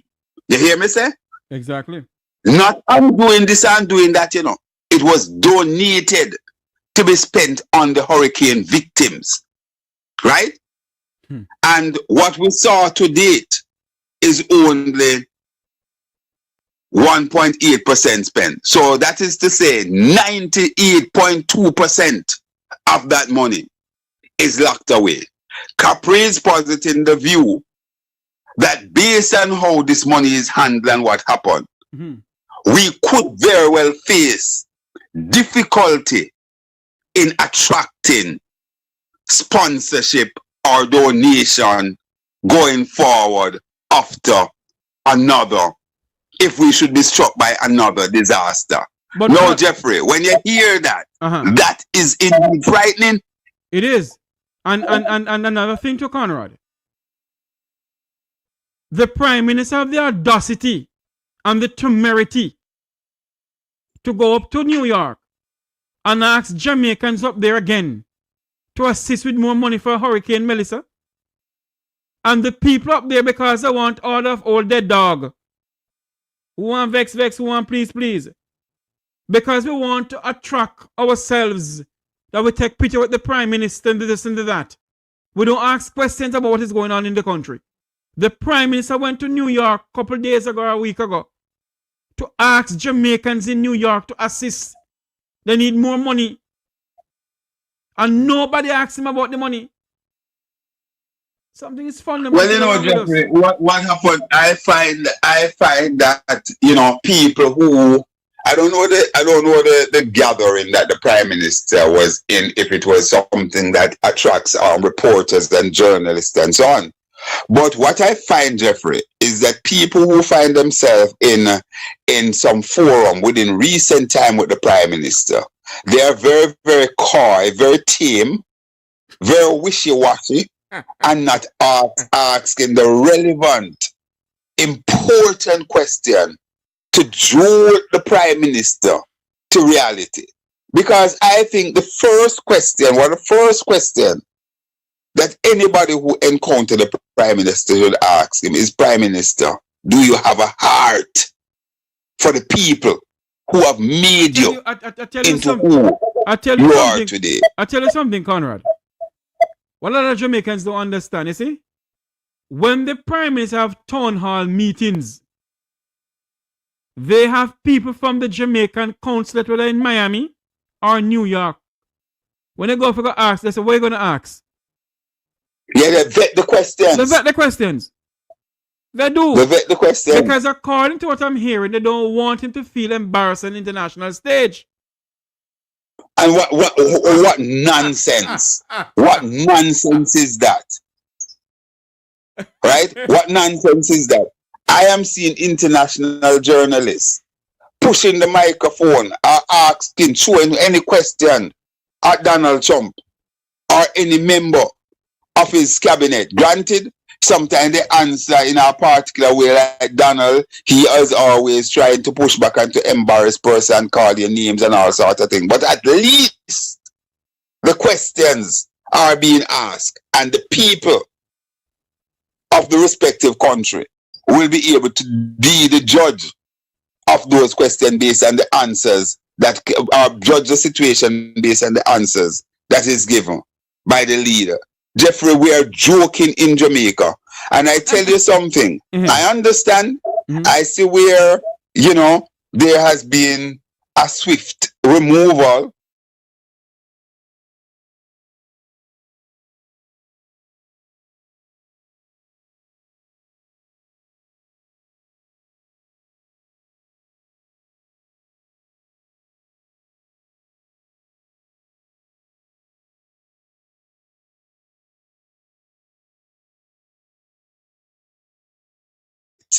But you know something, Conrad O'Brien? If it was a member of the the Excellence of Society daughter got gunned down, of course the police would be locked up now. But it's a member of the ghetto. As the late Mutty President said, is a dirty foot trousers pitney. Woman pitney, or skirt. Got gunned down, so nothing come out of it. Well, you know, Jeffrey, I am not. You see, I don't want to give no energy to that thing about not now going come out of it. I want to go on the opposite end to say something must, and something should come out of this. I am not going to go down that rabbit hole where I hear a lot of people saying that, listen, not now come out of this. I am saying that something should and must come out of this. It cannot be continue as business as usual. There must be a balm in Gilead. There must be the proverbial straw that breaks the camel's back. But Conrad, you are in Jamaica. You're a well-known journalist in Jamaica. Why is it the Jamaican people are so silent? Billions of dollars gone missing. Billions of dollars coming to help hurricane people. Half of it don't spend. Money coming for Hurricane Melissa, Beryl. People still not get no help for that. $180-something million overspent in the Ministry of Education. You hear nothing about it. You know, people don't say nothing about it. $1.4 billion school bus scandal. Jamaicans are still quiet. What is the problem in our country to the people of our country, Conrad? Is it that they have something over there?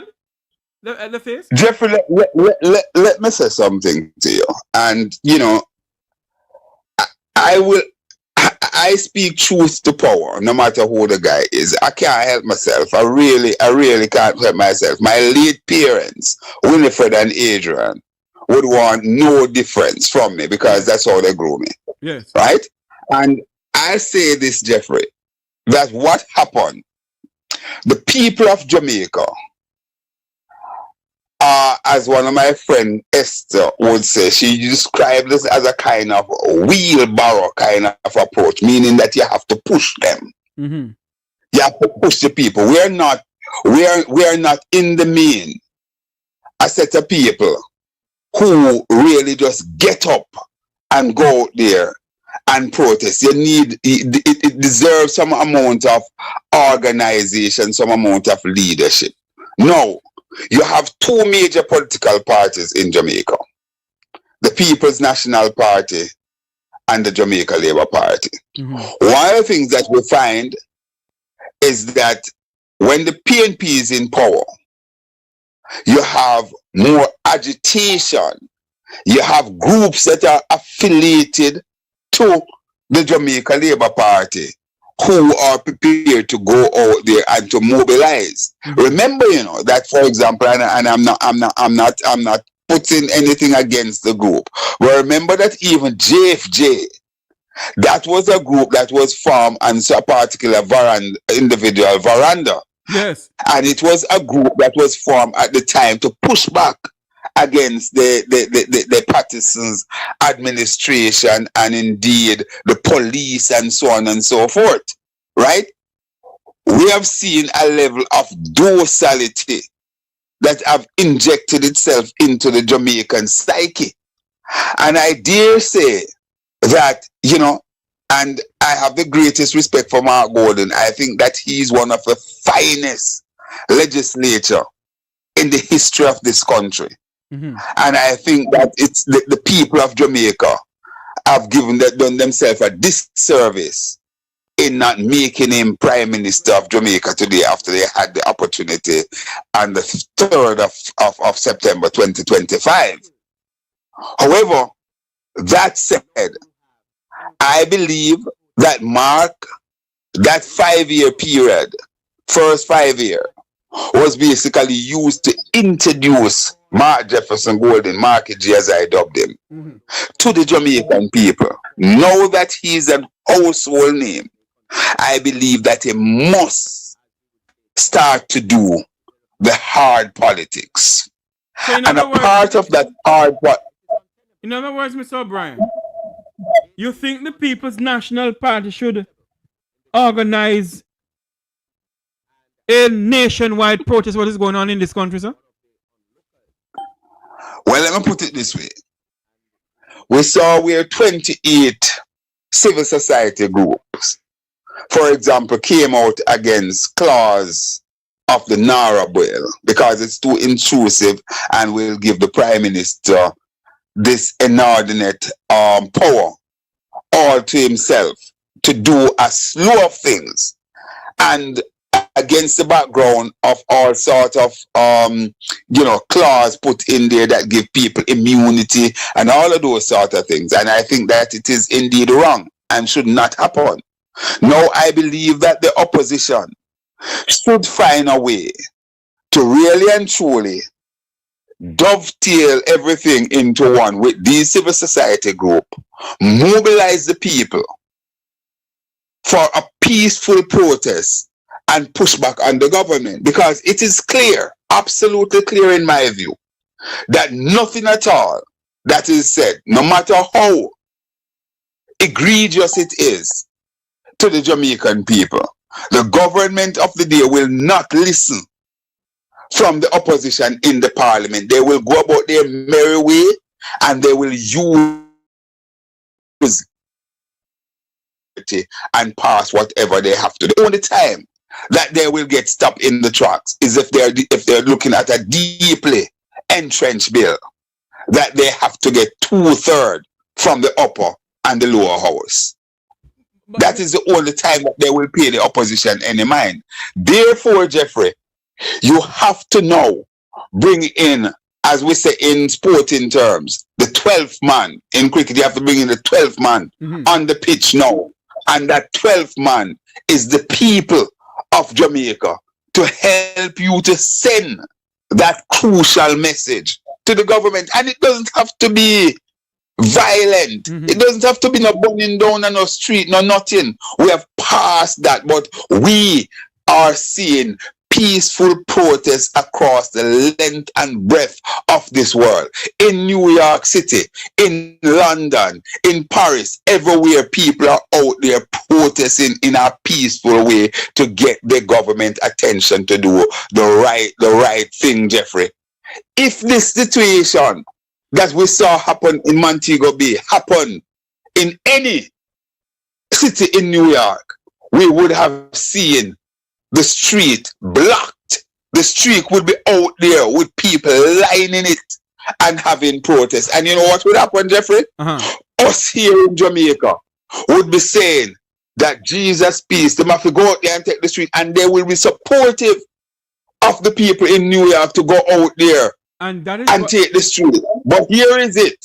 We here in Jamaica, we are docile, we are fearful. I don't know, sir, if the Labour Party, when they're in government, them do something to the Jamaican people, and Jamaican people are afraid of them. So they are afraid to take the street. I'm saying it bluntly. But Mr. I am old enough to speak this way.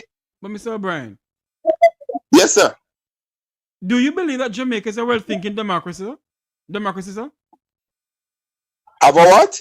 Do you believe that Jamaica is a well-thinking democracy? Well, certainly we are not displaying that at all. We're not displaying that at all. We have traits of good traits of a democracy, for example, although it is questioned, but we have in the main, a situation where we change government through the ballots and so on. That's one of the tenets of a democracy. But remember, I started off by saying that a survey was done. Recently, just came out this evening, was broadcast in the news, where it's saying that only 28% of the population here in Jamaica believe that we have a functional or democracy that is serving us well. 28%. That's not good. So it answers your question, dear Jeffrey. Our democracy is certainly a flawed democracy. And what is happening with this narrow situation is to exacerbate that problem, because it means that the Prime Minister will be able to go on and do so many things without any checks and balances. And indeed, that is the sad tale, Jeffrey. The sad tale. But you know, we have a situation. Sorry, Jeffrey. We have a situation, and I'm hopping back to it, where our people still are go a zinc bush, go pick up old zinc and beat it out to put on their roof. People are still living on the tarpaulin.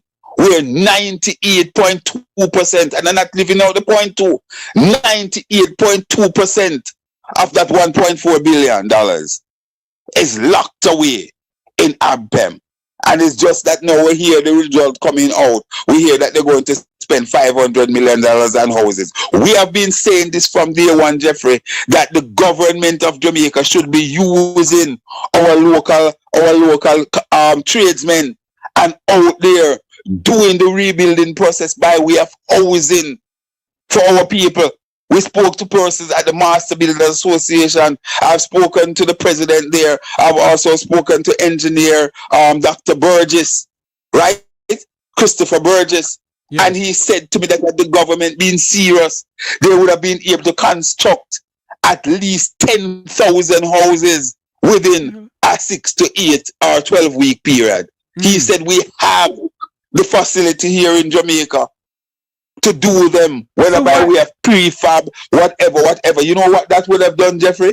That would have basically catapult the Jamaican economy into rebuilding more. So why is it they don't want to do it, Mr. O'Brien? Because they have very, very scant regard for the Jamaican people, and they don't care about the Jamaican people. They starve them for 4 years plus. And when it comes to the time of election, they give them a little butter, a little sugar, a little fat. As my people yesterday, they used to say oil. They say we don't have no fat. Meaning you want some oil to cook, so they say no fat, no did they? Hold on. So you provide one big jill of fat. Yes. Hold on for me, Conrad. I am showing on I'm showing on my my screen here a picture of the young lady who was brutally gunned down, along with the Prime Minister of this country. Yes. Yes. The Prime Minister of Jamaica, the leader of the Jamaica Labour Party, the Minister of Defense, Prime Minister Andrew Michael Holness, has not come out and said one single word. Don't leave out the Radam, the Radam Brogard. Well, the Radam. Five names was it? Andrew Michael Brogard Radam Holness. Bangarang. And he have a 5-bedroom house at Spanish Town, Cumberland Road. No, 1 bedroom and 1 suite if it moved to 2. But I never say so, Conrad. This is the Prime Minister. Lord Jesus, I love the Lord. Glory. our good friend Shaka friend said Tala.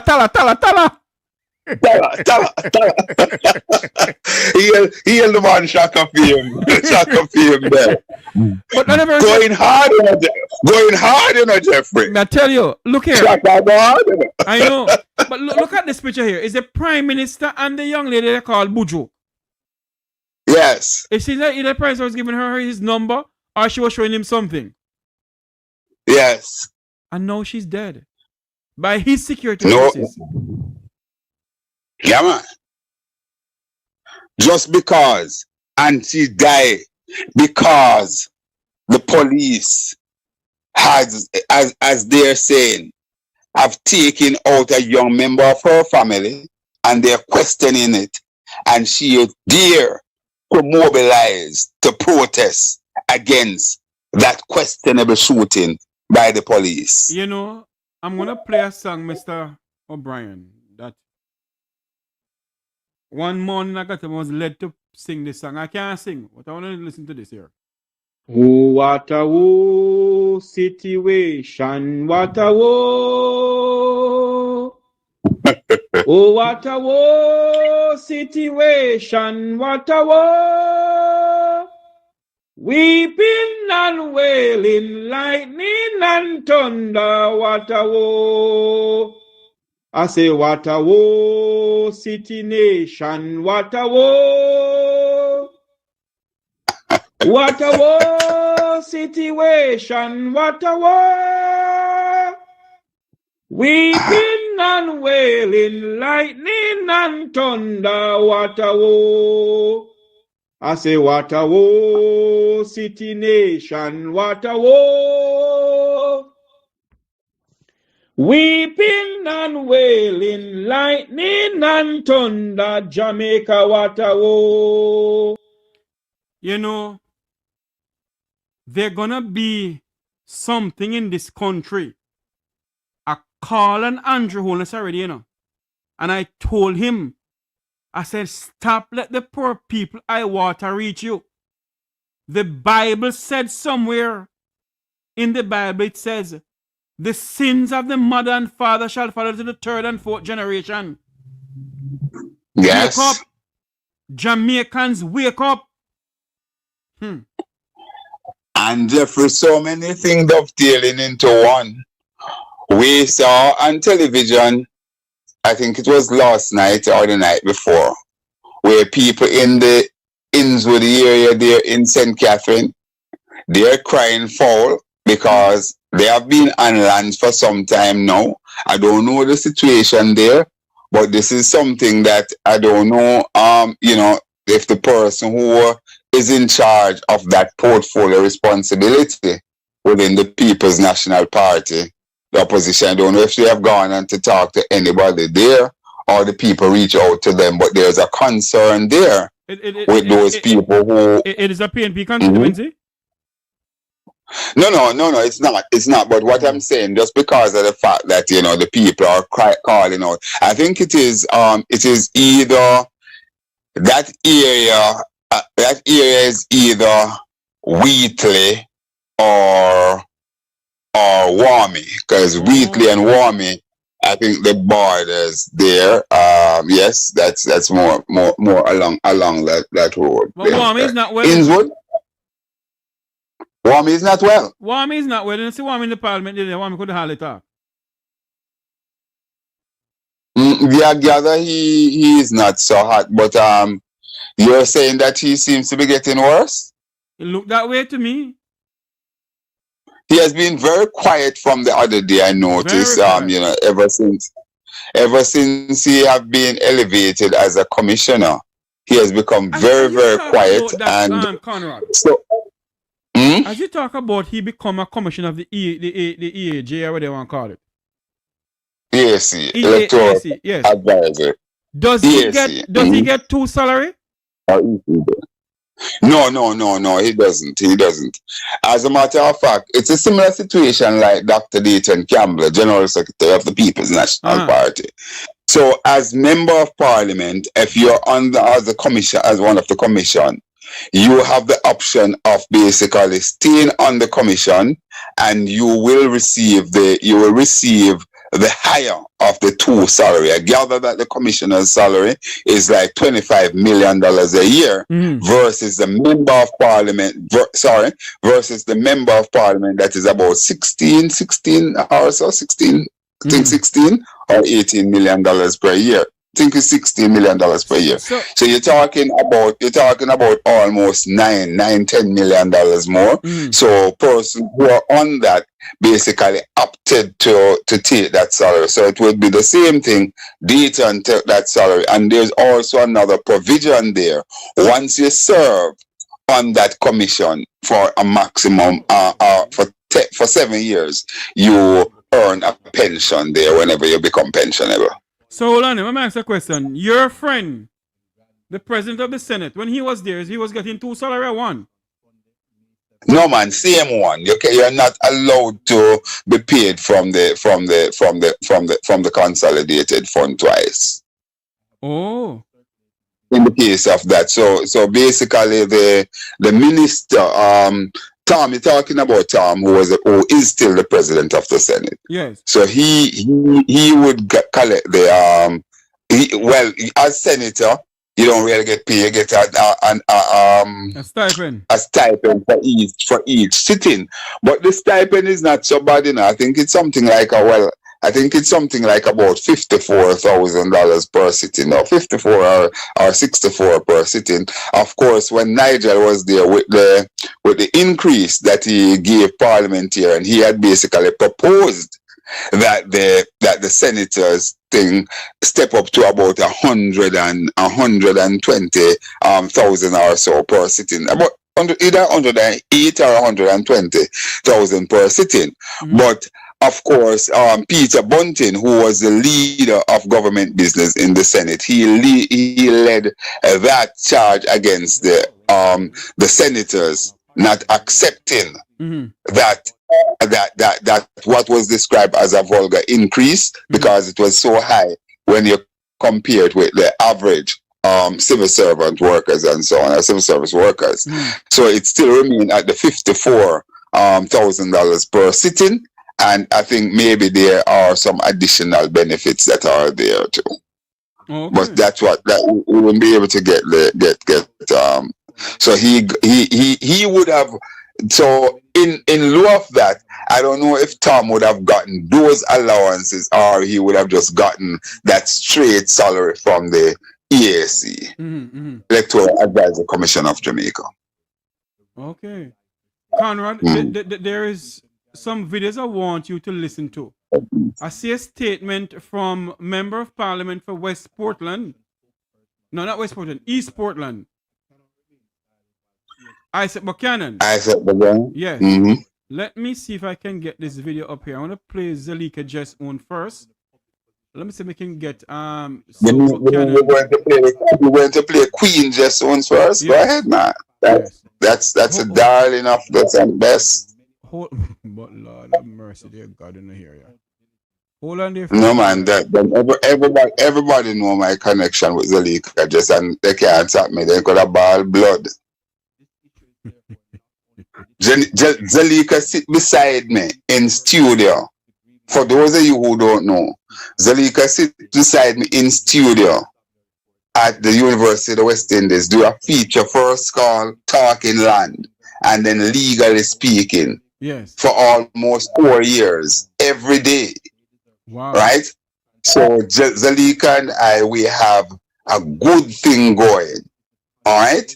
And I find that she is very, very diligent. She is among one of the most committed person to her constituents. And there's another young lady who is somebody to have a lot of time for her too. The Queen of the West, talking about none other than my friend Nikisha Burchell. I want you to listen now. And Miss Zalika Jess, attorney at law and member of Parliament for help me now, Conrad. Northeast St. Elizabeth, and indeed spokesperson on justice. Yes, thank you very much. She has something to say about the killing in St. James. Here we go. This is Zalika Jess, opposition spokesperson on justice. I am coming to you today because I have run out of patience, and Jamaica should too. The fatal police shooting of an unarmed woman in Granville, St. James is not an isolated mishap. It is a devastating symptom of what is now appearing to be policing culture that treats our citizens as targets first and human beings last. We are tired of the cookie cutter press releases. We are tired of interdiction, which is not accountability, but time off after pulling a trigger. The numbers do not lie. INDECOM data shows that 130 persons have already been shot and killed by security forces this year. When police killings rise while convictions of rogue officers remain microscopic, the system is not failing by accident. It is protecting rogue officers by design. So let me be clear. I am demanding the immediate, non-negotiable implementation of body-worn cameras on police officers, especially during planned operations. It is an absolute disgrace that in this modern era, fatal encounters continue without cameras. Body-worn cameras provide objective evidence to preserve life, protect public confidence, and stop the he said, she said that follows these executions. If nothing wrong is being done, then there should be nothing to fear. The Granville killing must be the breaking point. We will no longer accept inaction. The police cannot serve, protect, and reassure in the dark. The truth must be recorded. This is Zulika Jess. Enough is enough. That was Member of Parliament Zulika Jess. We're going to go over Holland Conrad. I'm going to get your comment on Zulika Jess. But give me a minute. I can go on to opposition spokesperson and national security. His Excellency, as I call him, my good friend Fitz Jackson. Let's go over to him and listen to what he's saying. Here it is. Granville community is dealing with an absolute tragedy, compounded by 2 fatal police shootings in just 1 week. While interdicting the officer is a necessary first step, we need a transparent, fast, and completely independent investigation by INDECOM. The residents of Granville and the wider Jamaica deserve the truth. We cannot keep losing citizens during interactions with the law enforcement officers who are paid to protect them and all of us Jamaicans. Regrettably, too many innocent and law-abiding citizens are becoming almost as fearful of the police as they are of criminals. This cannot be allowed to continue in our country. I urge the JCF leadership to immediately deploy community relations teams to Granville to de-escalate tensions and reassure residents who are rightfully on edge and is fearful of their lives. Even in the face of this intense grief and understandable anger, I am appealing to the residents of Granville to remain calm, as difficult as that might be, and allow the independent investigators to carry out their work. Justice must be pursued through the proper legal channels so that the integrity of the process is protected and the trust in the police force can be restored. That is Member of Parliament and Opposition Spokesperson and National Security, Fitz Jackson. Now we're going to hear from Member of Parliament, Attorney at Law, Poor People Defender, my good friend, Isaac Buchanan. Our party media unit. Police shooting of 45-year-old Latoya Buju Bulgin in Granville, St. James, during a community protest on Sunday, May 17, 2026. Like many Jamaicans, I have watched the circulating videos and listened carefully to the growing public concern surrounding this tragic incident.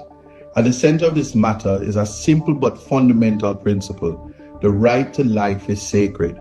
Our Constitution guarantees that right to every Jamaican, and no state authority is above its protection. As opposition spokesperson on youth and human rights, I cannot remain silent while serious questions emerge about the conduct of law enforcement, the absence of body-worn cameras, and the apparent contradictions in the public positions of senior government officials. In my capacity as an attorney at law, I'm also representing the family at the center of this tragedy, as I have represented many other Jamaican families seeking justice, accountability, and constitutional protection in matters involving alleged state excesses and violations of fundamental rights. This issue is therefore not only political or public in nature, but deeply personal to grieving families who continue to seek answers from the state. The Jamaica Constabulary Force has already interdicted the officer involved, and INDECOM has launched an investigation. However, the Jamaican people deserve more than procedural announcements. They deserve truth, transparency, and accountability. What is especially alarming is the confirmation that none of the officers on the scene were equipped with body-worn cameras, despite repeated assurances from the government that hundreds of these devices had already been secured and deployed. The Prime Minister previously declared that body cameras were essential in modern rights respecting policing, while the police commissioner publicly defended the rollout program. Yet today, in one of the most scrutinized police shootings in recent memory, there is no official body camera footage available to the public.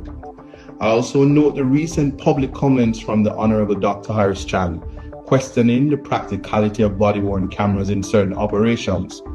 Those statements now demand urgent clarification. If cameras are necessary for accountability, why were they absent in Granville? The killing of Latoya Bulging raises broader concerns about the protection of women, vulnerable citizens, and the constitutional obligations of the state. No Jamaican woman should lose her life under circumstances that leave the country searching for answers through cell phone videos and social media clips.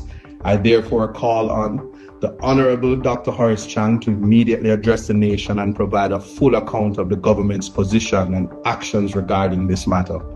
Dr. Kevin Blake to publicly explain why body-worn cameras were not in use during the operation and what corrective measures will now be implemented. The authorities to ensure that INDECOM is allowed to conduct a completely independent investigation free from interference or political pressure. I further call for urgent policy reforms, including the mandatory deployment of body-worn cameras for all crowd control operations and strengthened training surrounding the use of lethal force. This matter is not about politics. It is about preserving public trust in the rule of law and defending the constitutional rights of every Jamaican citizen. The people of Jamaica are demanding answers, and rightly so. I stand with every Jamaican calling for justice, transparency, and respect for the Constitution. Justice for Buju, respect for the Constitution, protect our women. Visit our website. That is opposition spokesperson on youth and human rights, Sir Isaac Buchanan. Conrad, come on in. Your take on what Mr. Buchanan, Zalika Jess, and Fitzjackson said. Well, certainly, Jeffrey, I think, there are three very, very timely and very important communiques that have been issued from three members of the opposition PNP, 3 members of parliament and 3 spokespersons. But I particularly like the stridency of the young female attorney at law and spokesperson and justice, Zalika Jess, and actually reminded people that, this has been happening for some time, and indeed, she would have used her, I know that Isaac is also an attorney, but she would have used her craft as an attorney to basically, show empathy and indeed basically put that communique together. So all in all, I think her thing was quite timely, and indeed, I think it sent the right message.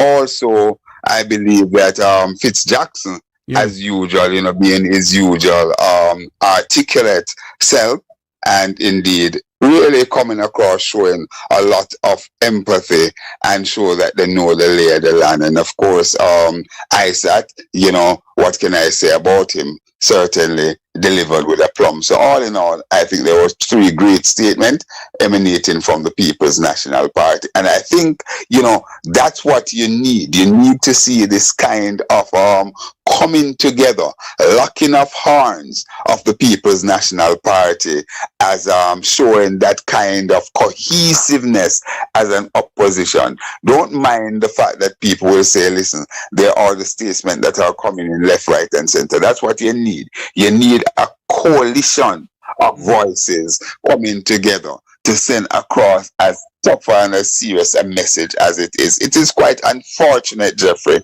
for us to be talking about this as it relates to our police officers, because as I always like to say, that, you know, if something happened in the dark of night, it is the police that we're going to call, right? But when you have this situation happen, as I think it is in Fitz's statement where he's saying that, listen, the people are becoming as fearful of the police as they are against with criminal in some cases. And that is certainly, I know it is not easy for the opposition spokesman and national security to communicate in that manner, that way. But that's what it is. It's the lay of the land. We have been seen, and Jeffrey always hasten to say that I am talking against the background as someone who had a brother that was murdered by gunmen. But I can't take the approach that the police should be judged during execution. And unfortunately, we're seeing too many of these shootings that come across in a questionable manner. And, you know, I saw Marlene Malahoo Forte out there. But as I said earlier today on radio, Jeffrey, that's one of the things that we have. Yes. Is a thing called conscience. We wake up with it, we go to bed with it, and we will die with it. And sometimes, no matter what, you know, you have to come out and talk. We heard Marlene in the past said that, you know, sometimes you'll have to abrogate the rights of the citizens and so on. But here is something that tugs at her heartstring, and maybe she is able to speak this way at this time because she doesn't have the encumbrances of the collective responsibility of cabinet. So maybe it's a very good thing to have Marlene out of the cabinet. We saw a glimpse of her the other day, although she may have get a little bit soft based on the critique that came from her colleague. But certainly on the Nara thing, we saw where she showed some mettle and asked some serious question, and certainly show her disgust and disapproval with aspect of the bill. So again, we saw her in her constituency and saying that, you know, this one will look good. We hear from other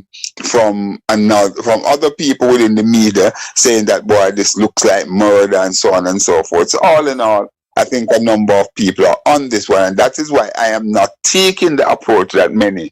I hear many of my colleagues saying that, listen, many people saying that, listen, nothing now will come out of this and that and so on. I'm afraid I'm not going to take that approach. I am saying that something should and must come out of this. Man. Jeffrey? I'm here, I'm listening to you, man.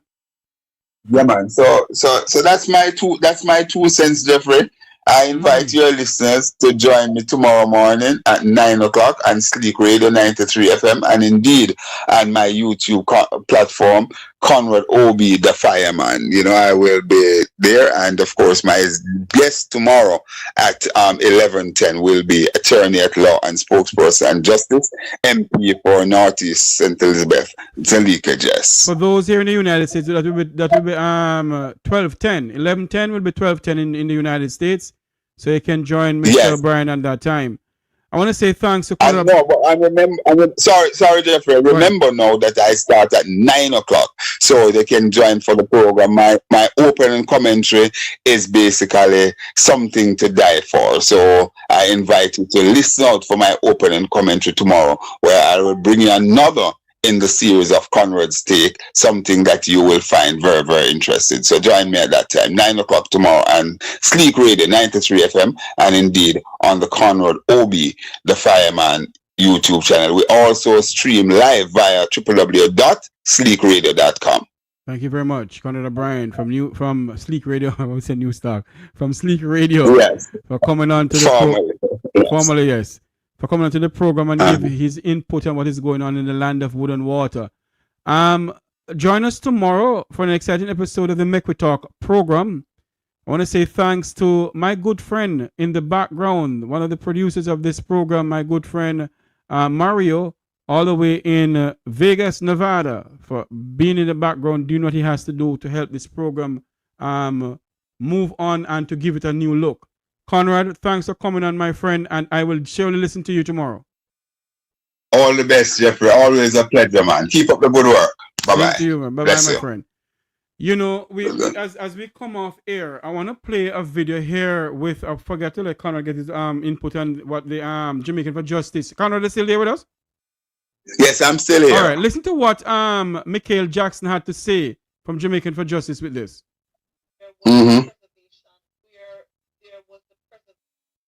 Of the crime scene and allowing the independent, because we're not seeing where there was the preservation of the crime scene and allowing the independent investigators to arrive at the scene to see how the body was positioned and so on.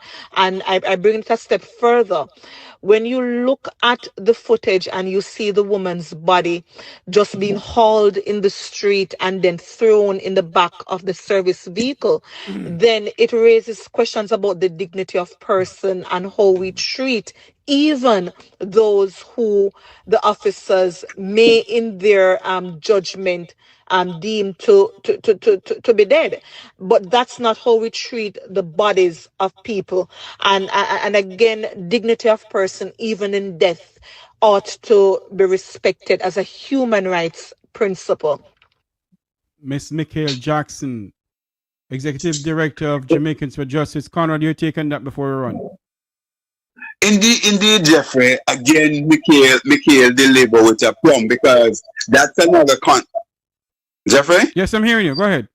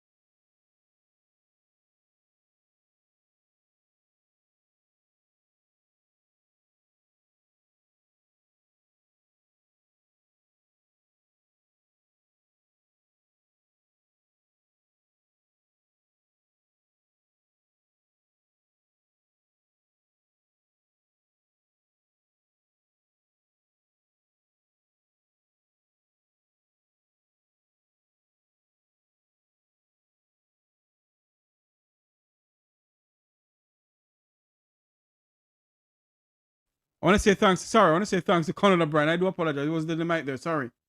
I want to say thanks to Conrad O'Brien for coming on to the program. I want to say good night to Sir Isaac Buchanan for stepping up to the plate to represent Buju's family. It cannot be that in 2026 we continue like this as a people where the security forces is taking the law in their own hand to be judge, jury, and executioner. It can't continue like this in this country. And I implore the Jamaican people to really get up and speak out. Our forefathers wasn't afraid of anybody. None of the Maroons and Paul Bogle, even if they were afraid, they still come out and they still speak through to power. As we end the program tonight, I am seeing something coming into me. I don't know if this is real or this is going to happen, but I see this coming into me here about a protest tomorrow or next Tuesday. Sorry, a protest next Tuesday. Let me see this here. Yes. Join in a protest against the government next Tuesday, May 26th at 9 a.m. The venue will be the Parliament of Jamaica. Let us start it back over here. This is it. The venue will be the Parliament, Duke Street, Kingston, Jamaica. Accountability for 1.4 billion on spend. More government corruption. More government accountability. Lack of accountability. I don't know who's putting on this protest, but it was sent to me a while ago, so I should have vetted before I put it on, but I don't know who's putting on this protest. So there will be a protest against the government of Jamaica on May 26th. That's next week, Tuesday, May 26th at 9 a.m. Jamaica time, 10 a.m. US time. I do not know who's putting on this protest, but if there's a live feed, we will bring that to you live. I don't know who's putting it on, but if there's a live feed, we will definitely bring it to you live. So there you have it. Mass protests in Jamaica come next Tuesday. Do not know who is putting it on, but there you have it. So ladies and gentlemen, people, want to say thank you all very much for coming on. Thank you all for being a part of this program. Remember to like, share, and subscribe. Give the like to about 300 to 400 likes. That would be good for us. And that's all we ask of you. Like, share, and subscribe to the Make We Talk Jeffrey Tavares YouTube channel. And you can go to our website at makewetalknow.com. That's makewetalknow.com. mekwittalknow.com. makewetalk.com. And you can see more things happening there. So join us tomorrow, same time, same place, for an exciting episode of the Make We Talk program. Until you hear my voice again, I am Jeffrey Tavares saying so long. May God bless you. May God bless our island home, Jamaica land we love. Good night. Eternal and sovereign God, we come before you today. The God of righteousness, the God of justice, the God of peace, we come today, oh God, in no other name but the name of Jesus Christ. We come, Lord, putting our Jamaica land we love in your hands. Almighty God, it is your word that says, if my people who are called by my name will humble themselves and pray and seek my face and turn from their wicked ways, then and only then you will hear from heaven and heal our land. And Almighty God, without a vision, the people perish. And so today, Lord, we come because Jamaica is weighed down under the weight of corruption. We're polluted, oh God, by cronyism and nepotism. But today, Lord, we come in your name and we say, Lord, rise up leaders like Moses who led the people out of bondage. Rise up leaders like Nehemiah who had a clean hand, clean hands and clean heart. We pray, God, that you will rescue Jamaica and sound the trumpet in Zion, sound the alarm, oh God, that Jamaica will understand that you, oh God, cares for the people of this country. And so, Lord, We come against every badmanism. We come against every plans of the enemy. And like David said in the wilderness, you come with spear and javelin. Come in the name of the Lord God of hosts, the army of Israel. In Jesus' name we pray. Amen. Hallelujah. Eternal Father, I come acknowledging that we have sinned against the people of Jamaica. We have sinned against our fellow man. We have sinned against our family members and relatives. We have sinned against our neighbors, strangers and visitors. We have sinned against the children, the youth and the unborn. We have sinned against the poor and the weak and the elderly and the sick. We have sinned against the free and the imprisoned. We have sinned against those in the care of the state, including the children, the mentally ill, the elderly, the prisoners, and others.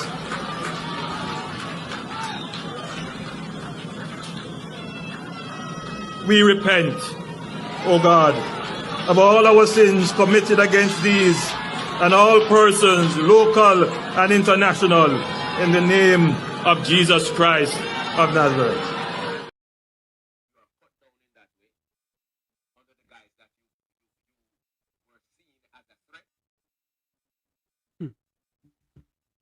My God, Jamaica land we love is in crisis. Serious crisis. We must pray for this nation. Pray for this nation, my fellow Jamaicans.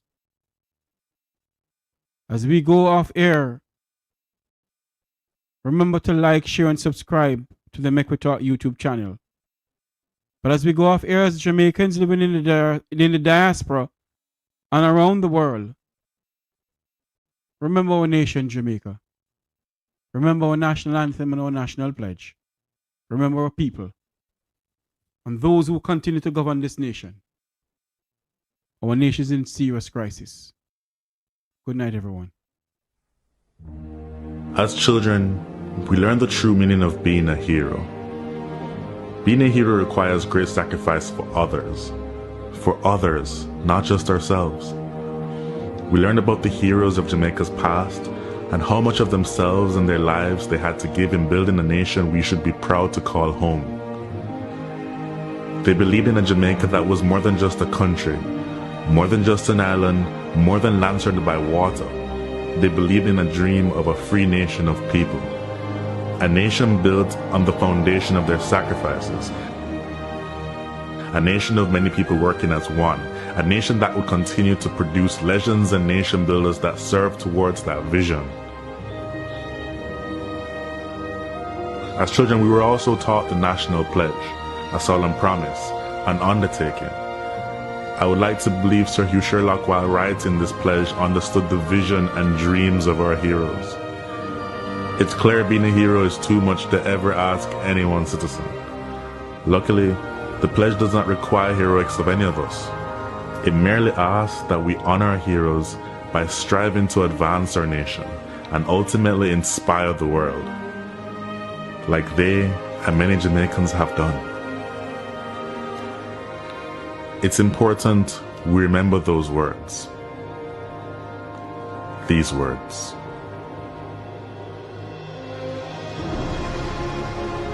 Before God and all mankind, I pledge love and loyalty of my heart, the wisdom and courage of my mind, the strength and vigor of my body in service of my fellow citizens.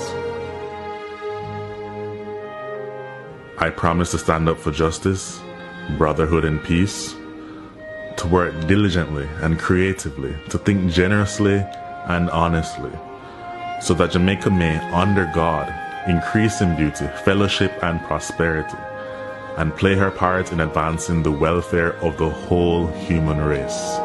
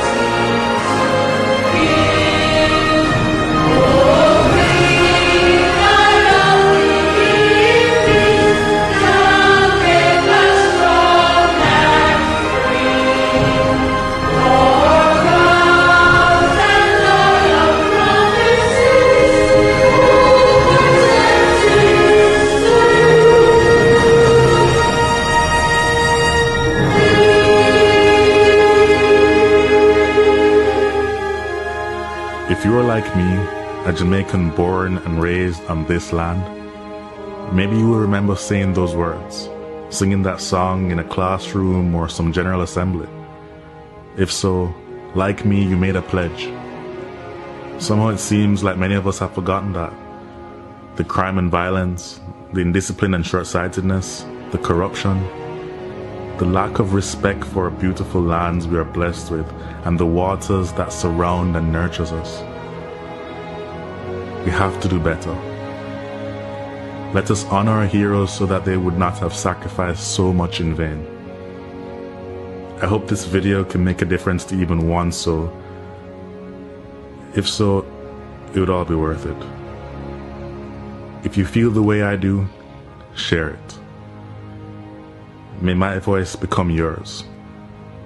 Thanks for watching.